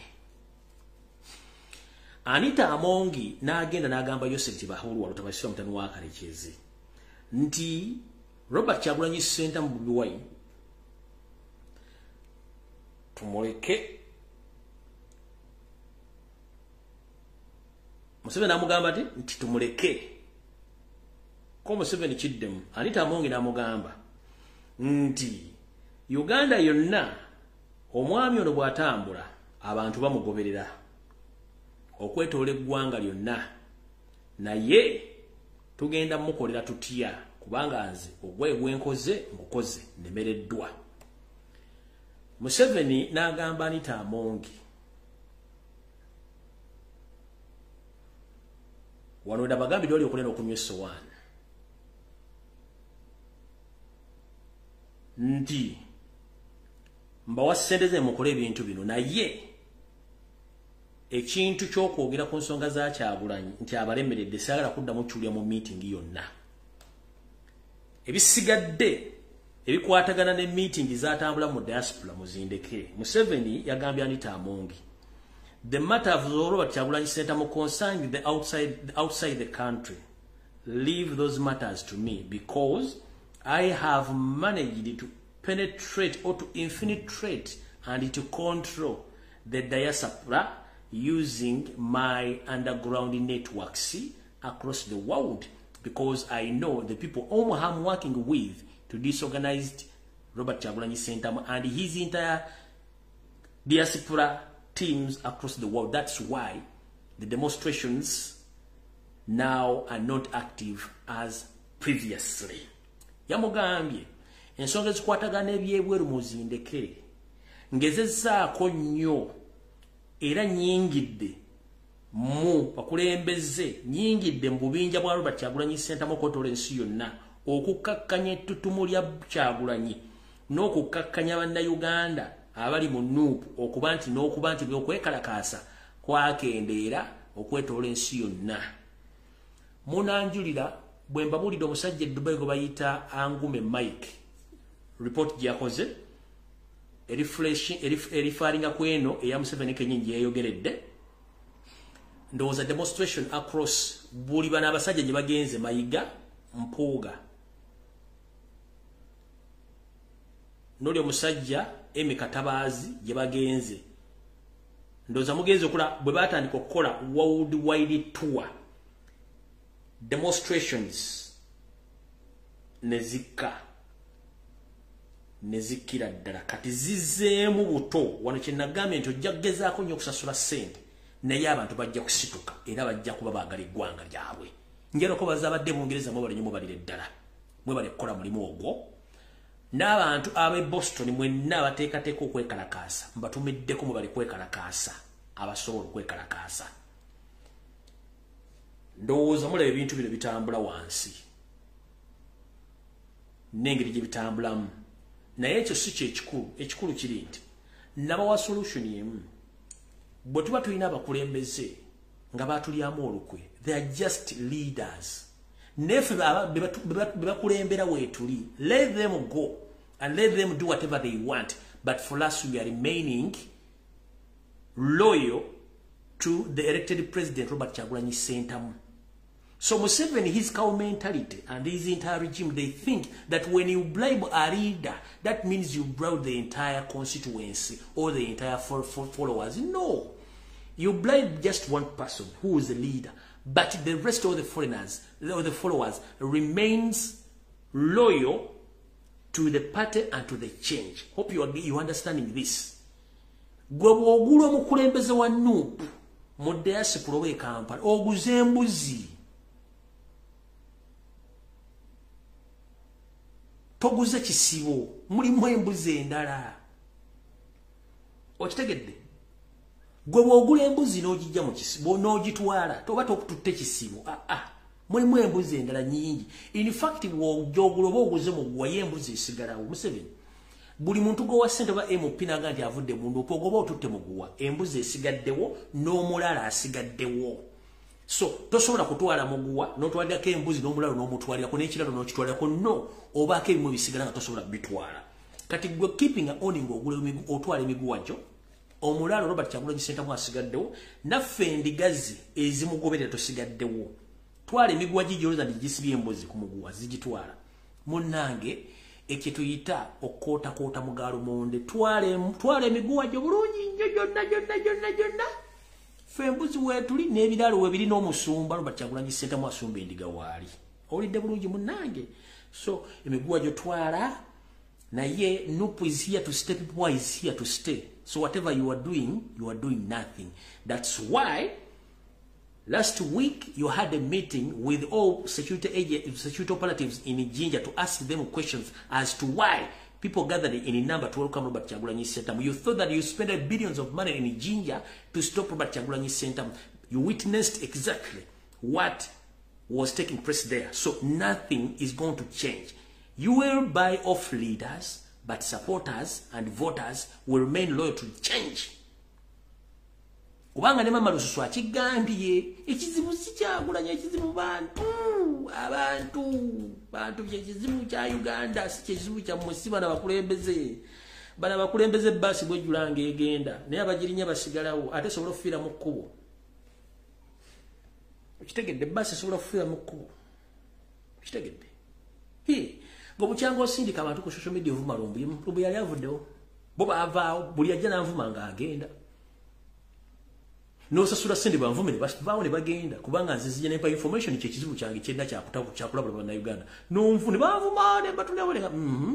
ndaba no laba ono mukazi wattu omusajja wattu anyigidde mu nzikiza alinga akunamira muzibe tulina kyogenda kunkolako ate nze nasooka kusoma Blackmail Divide and Rule n'ebisoma nga oyo muleka ayogere ajja tuuka ekiseera akoowe kubanga byayogera bijja kwebigwe nenze gwayogerako nzija nempa information n'engenda. Kati obukodo twabumanya kati munnange yensonga gy'oliko munnange muzeeyo ojja kuba bulungi awo twavaawo dda tugenda ku nsonga endala.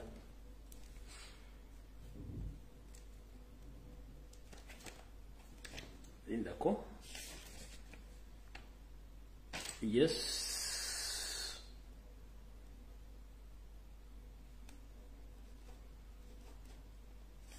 So mwena ba comrades abali mu diaspora ngenda basaba ekigambo kimu. Buli muntu akola omulimu gwe gwamanyi gwasobola okukola. We should not wait leaders tetulinda bakulembeze. If you feel that you still love change in Uganda, don't wait leaders.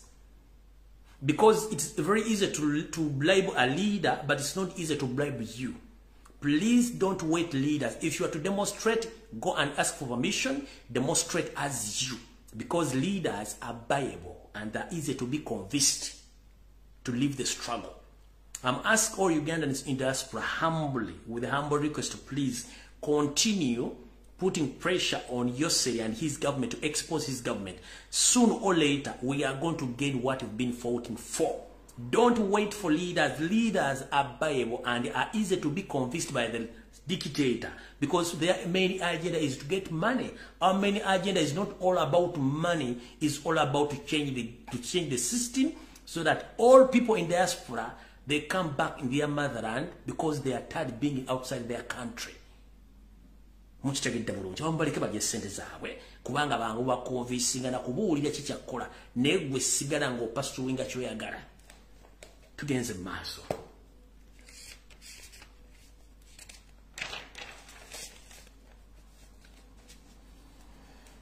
mulukungana lwemu Muhozi yagambye Museveni yagambye kitaawe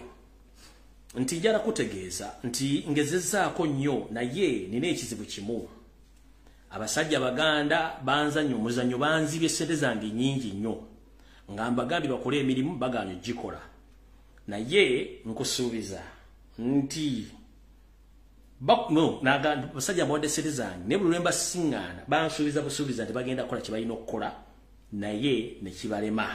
naye kigenda okuggwayo ku nkomerero nga tebalina kye bakoze naye nga ate ssente zaabwe bakoze eki baziridde kati abasajja Abaganda bano bazibu nnyo kubanga be basinga obuyaayi naye Muhozi weerabidde Muhozi weerabidde bw'ogenda ogula ice cream oba toguze firiigi ekyo kyerabidde bw'ogenda ogula firiigi oba toguze firiigi oba toguze akola gundi toguze akola ice cream oyo kati gwe keeping on ng'ogula kooni zo zitwala naye omukozi wa firiigi ne firiigi bisigaddewo kyekizibu kye mulina. The problem of Uganda, or now we are facing a crisis that for you think that when you bribe all leaders, it means that you've bribed all the followers or the voters. No. The followers and the voters remaining, but you've taken just one person. So ojja kulwala omutwe ne wala jakugwe ku mutwe ngolooza nti ogwogula omuntu oba otutte ekibira. No. Gulio tutte muguwe mbuze sigadde uno omulalo n'ekiralo bibagayi temujja kutegeera temusobola musiba mukole fujjo ku bannayuganda mubatta mbawamba mulinyisa ebintu mwokya abaana mbawo obutwa mukola buli kimu goloza tebalaba mutta abantu abannayuganda bonna badduse mu ggwanga muloza tebategeera mweke nnyini mwe kizibu kyammwe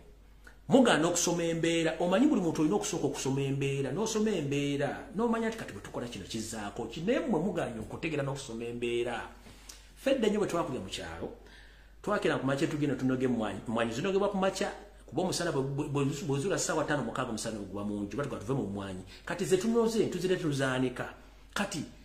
bwaba baddeyo muzi tutandika okulanga ebyo byetoola ebiseera ebisinga twanula emmwanyi ezo ko wala enkubo zikuba nga tusoma embeera y'obudde era ebiro ebyajjagala ebiteekawo enkuba nga mwatuba twazijjewo dda era bwe gudda nga tuddamu twalawo emmwanyi ekyo bayita okusoma embeera n'okusoma obudde kati mmwe ekyabalima temusobola kusoma budde muli mu economic crisis temulina ssente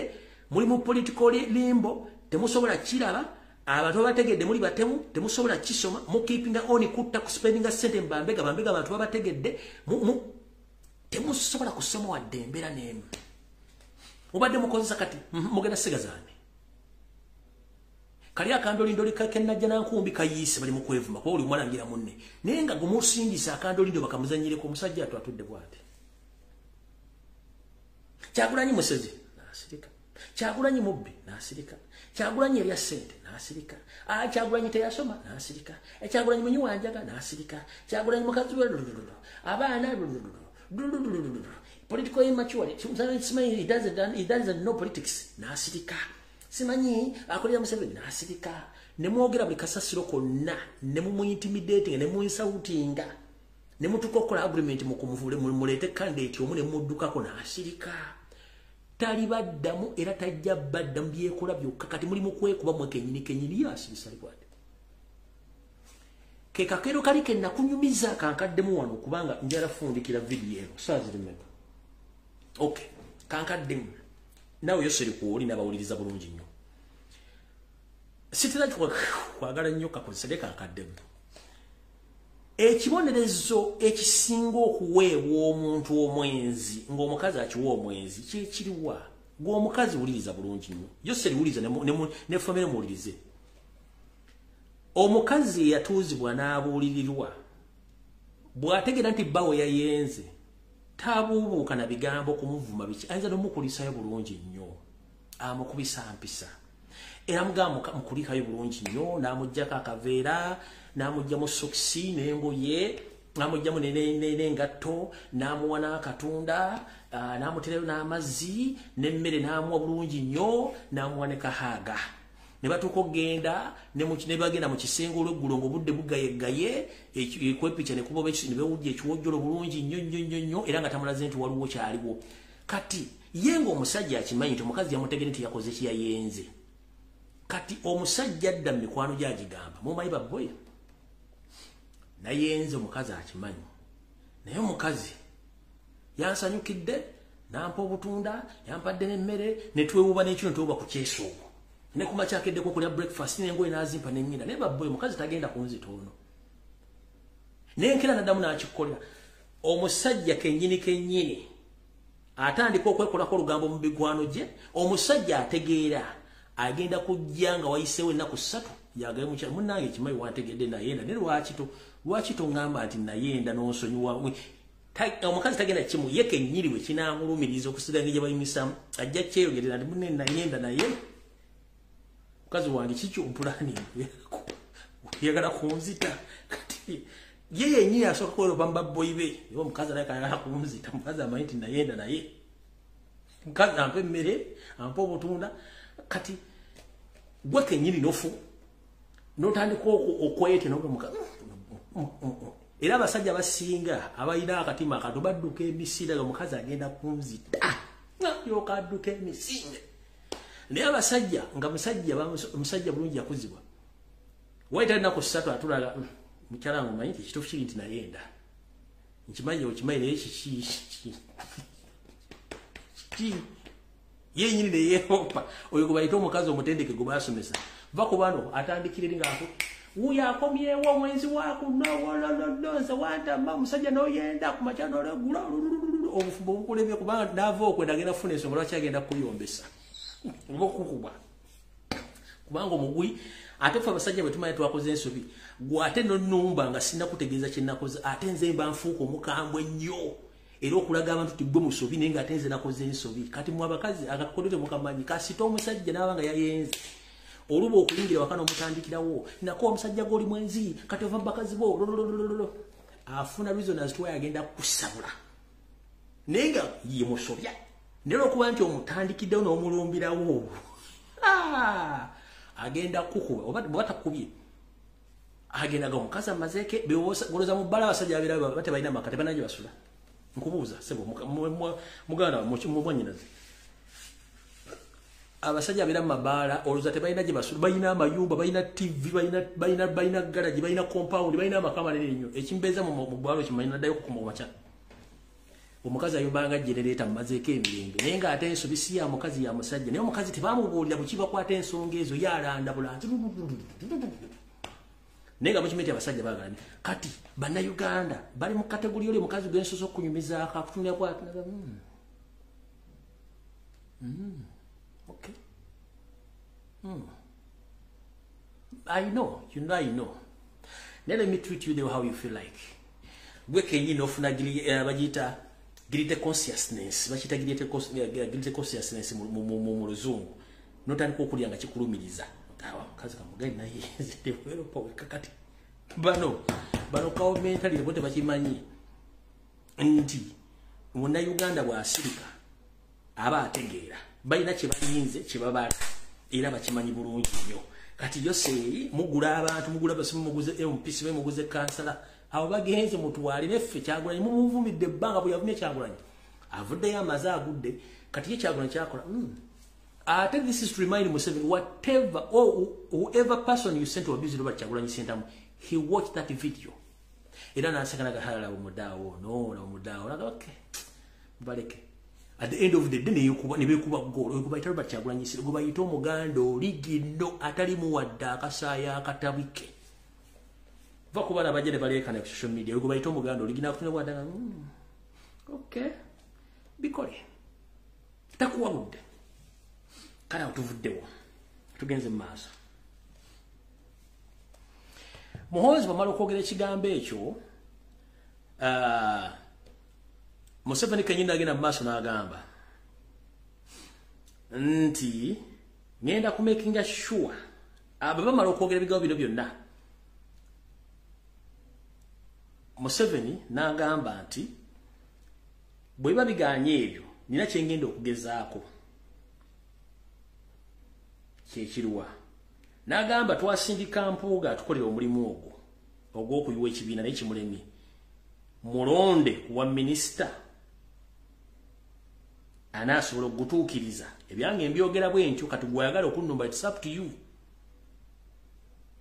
by information TV bwe kubiikira togikuba mugere mulonde ku wa minister should I appoint Mbuga as a minister Will we do whatever we want as a minister? Because as we see right now, we had failed to do what we want. Mau, Namugamba, Mr. President, as you said, I agree with you. If possible, appoint him. If he fails to do what we want him to do, as well, we can use that, can use the same position to expose him. Namugamba yinzikiriziganye naawe Yesu sobola mulonda. Bwabale bedde okole tujja kukozesa ate mu kifo kye twamutaddemu ate tumulabise. Iyi enkola ya Museveni yawunvudde ngeze mu maaso. Anita Amongi n'ayimuka okwogera nti ssebo muzeeyi nange kennyini mu constituency yange mu area gye ntwala era gye nva abantu munnange bankyawa era tebandiiko era nange gye nsibuka era Kyagulanyi Ssentamu gye yayisizaamu eggaali naye tugezezzaako okugaba ebirago okugaba ensimbi okuteekawo projekiti ez'enjawulo naye bwe tuwa ekintu yenna atambula butambuza aniiginanga endiga eyabisizza ekibya n'atambula kati nange ekyo ekizibu kye tusanga mu area ze tulimu naffe tulina ekizibu ekyo. Museveni n'amugamba it's up to you, me already have plan B. Tugenze mu maaso. Yoseri Museveni asked Robert Mao, how can we stop Bobi Wine? Mao said, listen very carefully where we are heading here. Museveni asked him, Mao, how can we stop Bobi Wine? Museveni yabuzza Mao, tusobola tutya okuyimiriza Robert Kyagulanyi Ssentamu. Mao said, let us leave Bobi Wine to continue move across the country. Mao yagambye Museveni nti tusooke tuleke Robert Kyagulanyi Ssentamu atambule okwetoola eggwanga nga abadde atambula. Tugenze mu maaso. Then we stage arrest, or we arrest him, and we see what will happen. Because Muzee, you have security, you have police, you have army, and we can control the situation. Mao yagambye tuleke Bobi Wine atambule nga bw'atambula, tumutege tumukwate, tumukole bye twagala kubanga tulina amagye agasobola okontrolinga embeera. Oyo Robert Mao era yagenze mu maaso n'agamba nti we can bring a new law in the parliament which can be passed in the parliament which we can use to arrest Robert Kyagulanyi Ssentamu.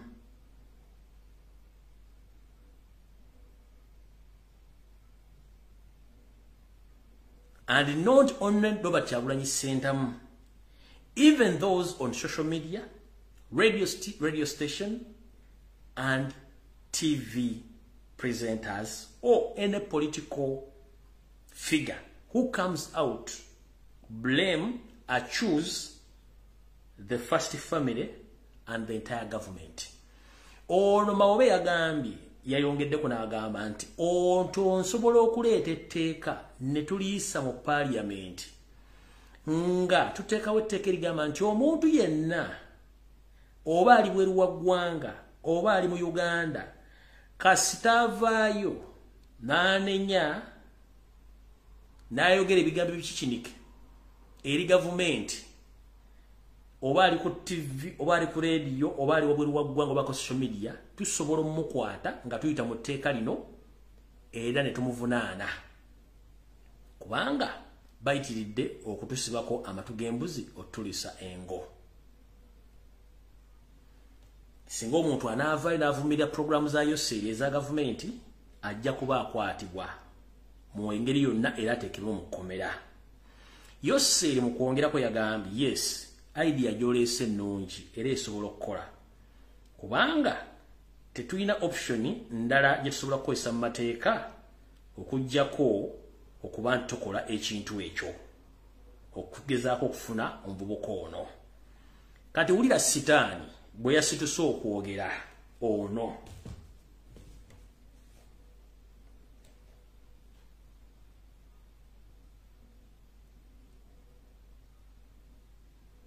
Ono bwe yasituse okwogera wulira byayogedde.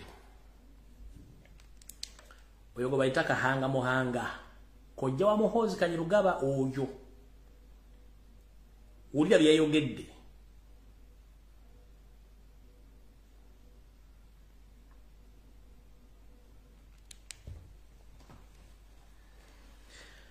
Kahanga Muhanga yagambibwa ati ebyo namu byogedde naye ekimalego mu kibya kiri eki nze ngenda kukola enteekateeka Kyagulanyi muno mwatambulira okudda eri tusetinge akabenje mu luzungu kye bayita accident esobola okusaanyawo Bobi Wine omulundi gumu nekkulu eyo nagyatambula nayo ebisigadde ensonga ze muleete z'okukola amateeka simanyi sijui nini tezijja kukola tumusetinga accident omulundi gumu ekyo nakyo kiggwe tujja kusobola okwerwanako buli kimu ekisoboka tukontrolinga embeera bwe yakyogedde engalo ne zivuga n'agenda mu maaso n'agamba ekisookera ddala tusooke tukoleko kye tuyita entiisa oba tukoleko kye tuyita sample tugenda kusetinga accident ng'egenda sooka kukwata ba followers be okusingira ddala ba foot soldiers n'aba boda abamugoberera ekyo kisobola okukendeza ku nnamba y'abantu abamugoberera ku ba foot soldiers n'aba boda ng'amaze okulaba enjega eguddewo ku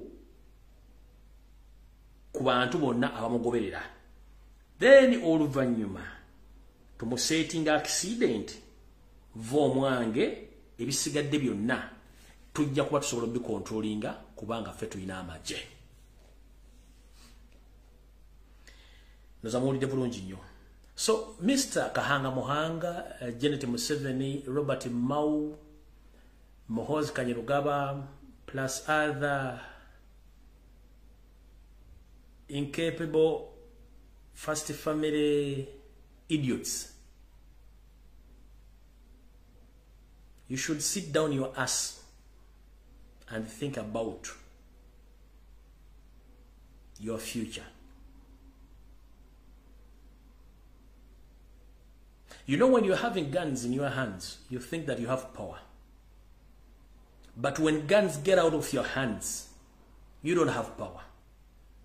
As you speak right now, you are holding guns, you have each and everything in your hands, you think you can dictate and kill anyone, but think twice before you act. Mwagala kutalba Kyagulanyi Ssente Monica Bakana. Yay!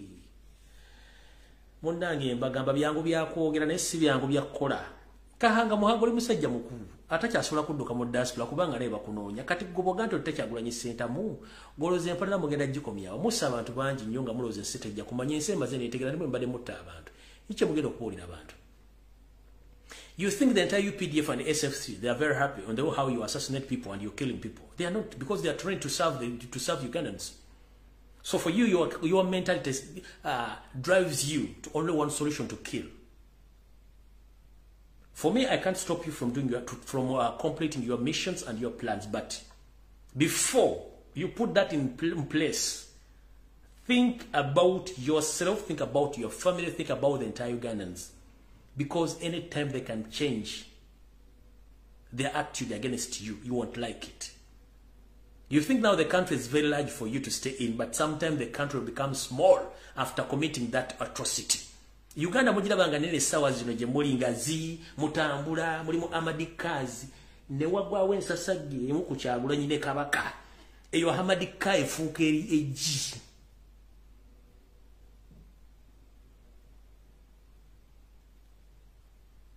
Amadike fuke ji eyo state house inzo bawu ne mulyange ngoma zivuga ziba kuvugira matu no ulyange kasese kitokota se kisani kile embala kitokota se kisani kile mundana ngana kitokota se kisani kile nabe kwese mutaka nabo ne bavayo ne mulyoka mutegera nti atiwe na nkeji mutandika na nkeji gamba nogo tanyine network ate kyaliko you can control. You can control. Ogero tani ko gamba no go simanyi anti nankeji bikinga nankeji takyakwata simu nankeji nga badduka emisinde gamba no ate buli basiru mwajiyo fesiza mwezo na muziraze. We know buli sector we muri tubamanya amanya gamwe entegera yamwe endabika yamwe ne ate mwagala kola ekintu ekisembayo musiru mugezi agezezaako okutta Kyagulanyi almost for 5 years now. You think Katonda musiro okulekawo omusajja oyo okubeerawo? Muguze buli muntu yenna amuliraanya amutuuseko obulabe tebubugaanyi. But at this particular era mugaanyi otutegeera nti omuntu ono temumusobola.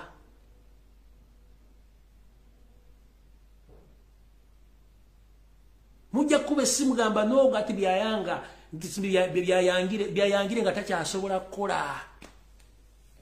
Nga gwokubira essimu agamba tindiho. Siriiwo nange ngenze bintu biganye nga mutandika okulowooza mutandika okudduka. Nze ogwange nkukoze mbyogedde mugende mu maaso mu implementing ebyo mu implementinga ensi ebalaba. So kahanga muhanga bwe bitu bwagambye mu meeting eyo era gwojja sobola controlling ebisigadde byonna babikulekere. Ebisigadde wano wendaga wano sigenda kulabula n'omuntu n'omu ne mbagamba bw'oba omanyi nga wali akusereza NRM ng'oli wa parapase era nkiddamu bw'oba wali akusereza za NRM ng'oli wa parapase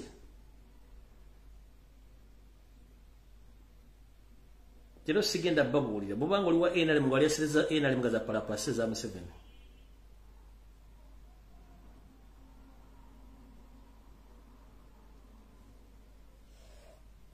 Nsazizaawo baga tuyingira gwa munana nsazizaawo kati nga nfundikira ne kino njakireta ku lunaku olulala njakireta ku Sunday mu bufunze kanfundikire video eno mukama bakumye tusikane ku Sunday essaawa 2 ez'akawungeezi obudde bugenze mubadde balungi nnyo abangumiikiriza obudde buno so mukulembeze Robert Kyagulanyi Center manya solution ziriwo zonna za kujjawo bino by'okuvuma byonna parapase byonna Katonda yamanyi bisigadde alla kulembere ebisigadde obungi obimanyidde ekyokera jjolaze mu diaspora be very careful with your comrades because they are not the good person to stay with. You be very careful manyo kimanyi bulungi nnyo ebisigadde Katonda obakuume bajjajja obakuume ne gwosinza kuume na buli nkoze ngosobola ziraba mwe bali kwagala struggle mwe bali kwebereramu onako olungi mukuba bakuume tusikale ku Sunday mu bulange me ku sabiriza kawungezi mweraba.